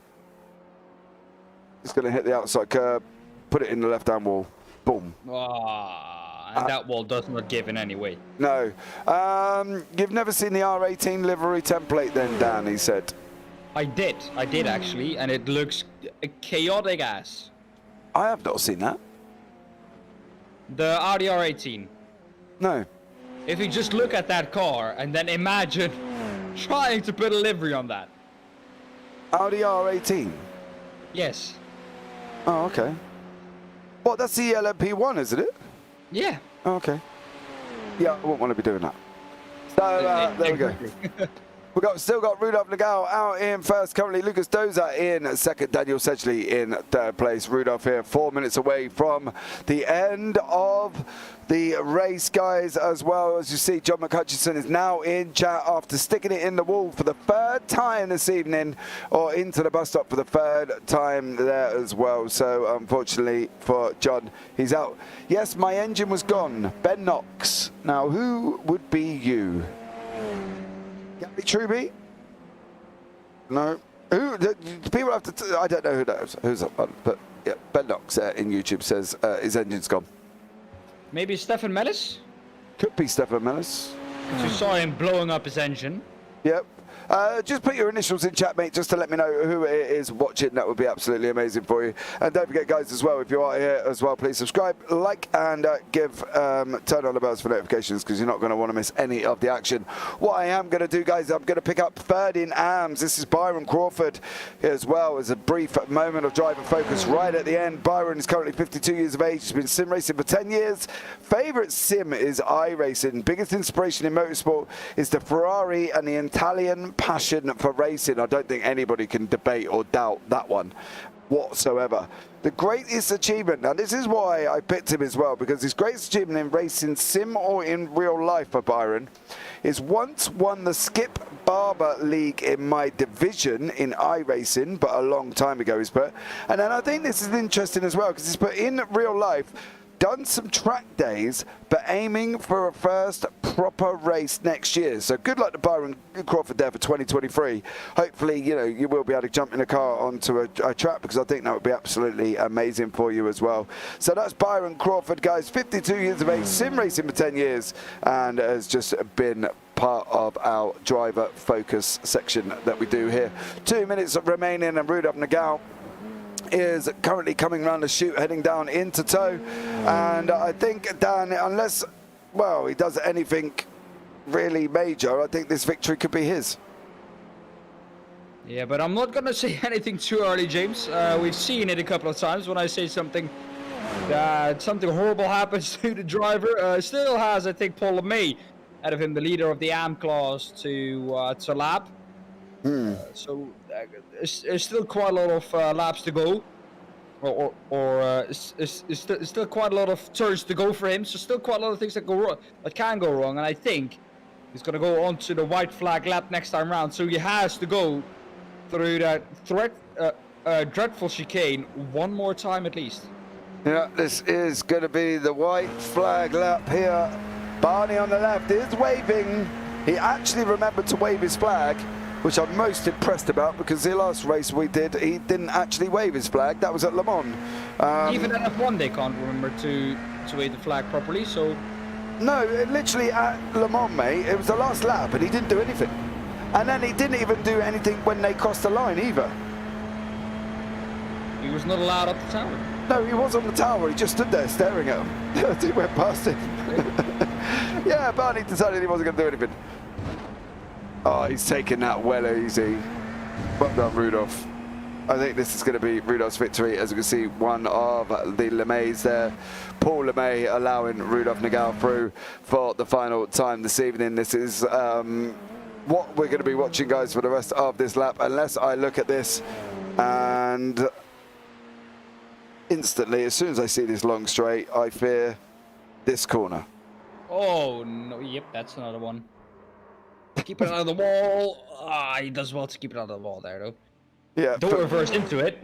No, fair play to him there from Guy Robertson. But yeah, unfortunately, that was another one. But Rudolf Nagel there in currently first place, coming round into turn 9. As well, I think we've had a little bit more deaths this evening. I think we need to add that one more on as well. But I think there was more deaths than what we expect. Half a death? How was that only a half? He died. James, don't argue with the counter. We have Rudolf Nagel coming through at the end to win it all. And behind him is the winner in the AM class, Paul LeMay, flashing his lights. In P2, though, it will be Lucas Dolzer, down one position. Couldn't, convert that pole position into a win. And Daniel says he will come through to end in P3 on the podium as well. Yeah, there we go. I am fearful at what this is. This is going down into the chute. This is turn 6. Oh, Colin. No. No, that wasn't as bad as I expected it to be. No, he held it, which was always good. So that was Colin win there right at the end. But Kettle Larson is going to come across the line here. So the arms, May, G, Crawford and Wynn have all finished. Kettle Larson going to come across the line in 4th place there as well. So well done to Kettle Larson. I'm sure there is a different way of saying his first name, but I do call him a household appliance because I find that's probably easier with Kettle. but I think I know when I spoke to him, I was very close as well. So there we go. So we've had Rolliston's finished as well. Mike Bousson has come across the line. Stephen Place is also looking at finishing as well with Michael LeMay. He's coming across the line there. So well done to Michael, who's currently finishing in 5th in class. Stephen Place with a flash of the lights. We're going to see Guy Robinson as well coming over the line. David Rolliston is looking like he's run out of fuel. So that was David Walters. Was it actually? Yes, he is. No, he's finished. No, Rolliston has finished. Oh, so well done there. So there we go, guys. That is the final, all done and dusted. And here are the final results brought to you by the one, the only, Mr. Dan Pepels. Well then, what a beautiful race it was here at Watkins Glen. And in the end, it will be Rudolf Nagal who will win here from USA Watkins Glen. 1.5 hours, so 90 minutes done. And in the end of it, it was Rudolf Nagal winning it. Lucas Dolzer in P2. Then essentially P3, P4 for Kettle Larson, Mike Bousson in P5, Stephen Plays in P6, David Walters P7, Paul LeMay winning in the AM class, Thierry Satterhaig in P9, P10 and P2 in the AM class is Damien G. Byron Crawford in P3 in the AM class and 11th overall, Colin Wynn in P12, Paul Clark in P13, Michael LeMay in P14, Guy Robinson P15, P16 for David Rolliston, Sandro Capello in P17, P18 for John McCutcheon after that beautiful comeback. Hit into the wall again in the chicane. And then in P19, we have Matheson in P20, Gary Truby, Stefan Mellers in P21, P22 for Ivan Bremer, and then Marin Grigic in P23. Finally got that right, James. Yeah, there you go, guys, as well. Phil across the pond, another great night at racing. Where are we off to next? We are off to Fuji International Speedway. So there we go. Fuji International Speedway we'll be doing on October the 30th there as well. I think that overall, though, Dan, that wasn't a bad race, was it? Yeah, the bus stop was causing us all sorts of issues. You can tell my Nightbot worked. It's just jumped all over that Tinder hot date. Can I get the final def counter, please? The final def counter. 14 and a half. That was actually the final def counter, was it? Now, we are joined in... I've got... somebody I want to have a chat to. That's Stefan Mellis in the booth with me. Stefan, good evening, and thank you so much for joining me. Obviously, you are live. Please do not swear. That was a tough night for you.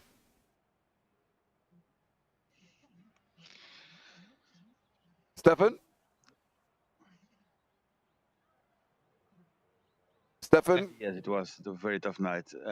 First, I met the barriers in the bus stop. Yes, hello? Yeah, hello. Okay, cool. I can hear you. It's fine. Carry on. I can hear somebody, but I hear a lot of persons, but I can't hear you. Oh, okay, well, it's me, it's James here in the booth with you. Thank you so much for jumping in for an interview. Tough night overall for you there at Watkins Glen. Okay, I think we might have some connection issues between myself and Stefan there. So, final def counter for tonight in the bus stop was 14.5 defs at the bus stop. 14 F me, says Colin Wynn. Yeah, it was, we had Mr. Adam Hedgecott there was providing the ongoing def counter. We had half a defs that he concluded was a half.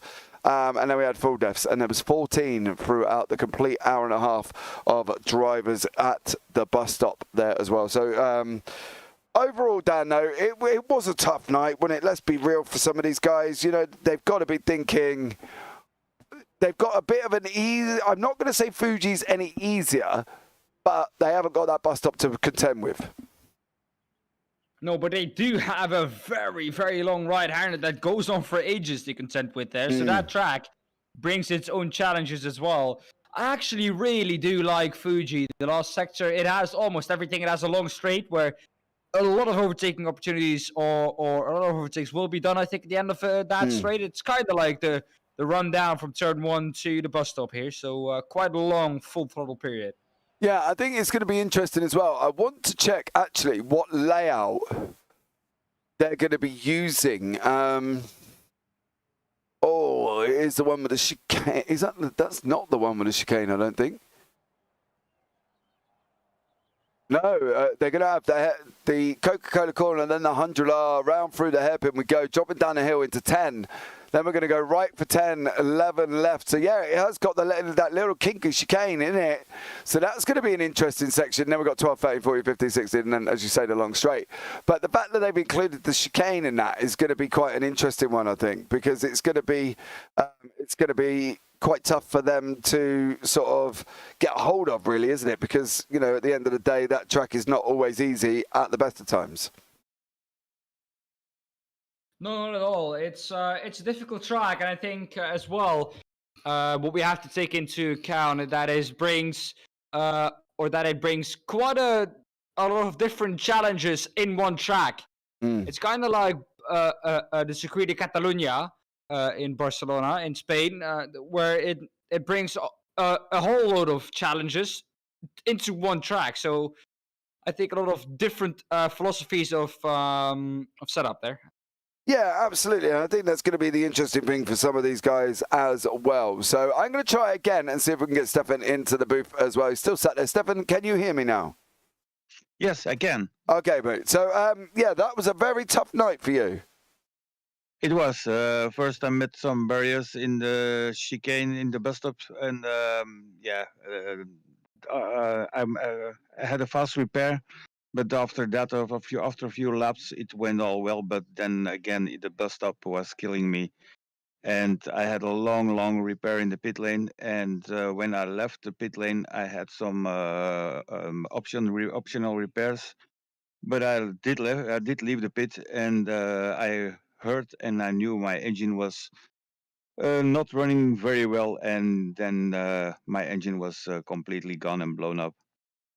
Yeah, tough one. I think, you know, but the way we look at it is onwards and upwards onto Fuji in 2 weeks' time. You know, so you've got that to look forward to. And at the end of the day, you've got time to get out on track and have a good old practice with it. But I think that's got to be what you're going to be looking at doing, you know, getting on that track, because Fuji is quite a difficult circuit. But look, overall, it's a learning night, you know. Optionals are there, and sometimes you do decide that you don't want to take them, but it's, as we found out from your case, Stefan, I think it's probably best at the moment with the uncertainty of the model of the repair system within iRacing to probably look and get them done just for safekeeping. But Stefan, overall, look, mate, tough night, but on to Fuji, so we'll look forward to seeing you in a couple of weeks. Of course, I'll be there. See you there. See you later. Take care. Okay, take care. Bye. So that's Stefan Mellis as well, there as well. But he got it right. You know, the optionals are there for a reason, Dan, aren't they? And at the end of the day, it's your decision whether or not you want to take them or not. But sometimes, as he said, when you don't take them, it could lead to blowing up your engine. Like you said, they're there for a reason. And if you do not take them, it's like they say, it's optional repairs. It's your risk that you take going out on track with that car if there are still optional repairs. Yeah. But also, I think if we take optional repairs as a literal meaning, it's an option. And I think if you get that option, it should never be there if it makes it so that your car can blow up on itself. Yeah, exactly. One of the things we didn't do, guys, as well, is I completely forgot because we were talking, is we didn't bring you up the championship standings before this race. So this is the current situation. Now, listen to what I'm saying. They are before this race. So Rudolf Nagel was in front. Mike Boots on second. Paul Crabb in third. Stephen Place in fourth. David Waters fifth. Henning Haig, who wasn't here this evening, in sixth. John McCutchinson was in seventh. Kettle Larson eighth. Lucas Dozer ninth. Monic Heister in 10th. Dennis Kiriakopoulos in 11th. Rafael Blanco in 12th. Sattenherg in 13th, Daniel Sedgley 14th, Sven Young Matheson in 15th, Paul Clark 16th, Ivan Bramer down in 17th place. That was the state in the AMS. Now in the AMS, Paul LeMay is out in front currently as well. Gary Truby, Daniele Cascado, we know he's going to slip down the order. He's out for 3 months, done his shoulder on a mountain bike incident. Alphonse Ruiz in 4th, Byron Crawford 5th, Guy Robinson 6th, Damien G 7th, Colin Wynn 8th, Niag Moskick in 9th, David Rollison 10th, Marin Grigic 11th, Michael LeMay 12th, and Sandra Cabela 13th, Stefan Mellis 14th, Graham Brown 15th, and Mark Axelson not there as well. Now, overall, in the pro team standings currently at this moment in time as well, this was, of course, before tonight's race. Team Redline are out on front, 250 points. Sim RC on 201. Team Slowmo 159. Tiger Team on 99. Platinum Racing Team on 74. And IGL Coatings E-Racing on 59. iLounge Racing Team on 34. Now, in the AMS, again, this is before this evening.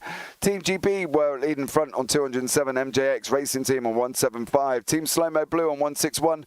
Two Brothers Racing on 95. Now, Tiger Team Racing, that is because there is a AM and a pro in Tiger Team as well. So David Waters in the pro and David Rollison, I believe, as well, is also in that team, and obviously it's separate there as well. So the Tiger Team are on 89. BSR on 6th on 83. Team Slowmo Purple 66. Essential Racing Team 55. EAD 13 on 37. And HRT on 10. So that is, of course, before tonight's race. Sum it up for me, Dan. One last sentence before you go. One last sentence. I think this is the most difficult one I've done so far. Whenever you're ready. Chicane of Death. Okay, cool. It sums it up perfectly. Thank you so much, Dan. Indeed. Indeed. Right, guys, so there we go. That is going to bring us to the end of the broadcast. Now, Phil, where are we off to tomorrow? We are off to Progetto G in Mazzano doing ACC. That'll be live 8 o'clock in the 8 o'clock in the evening. That is with, of course, Dan Pepels and Michael David. We'll be on there with myself on production. Then we're doing at 4 a.m. on Tuesday morning. We are off to the Sunday Drive Racing ACC League kicking off at Silverstone. And then on Tuesday evening, we are going to Mosport with the UK Sim Racers MX5. So there we go.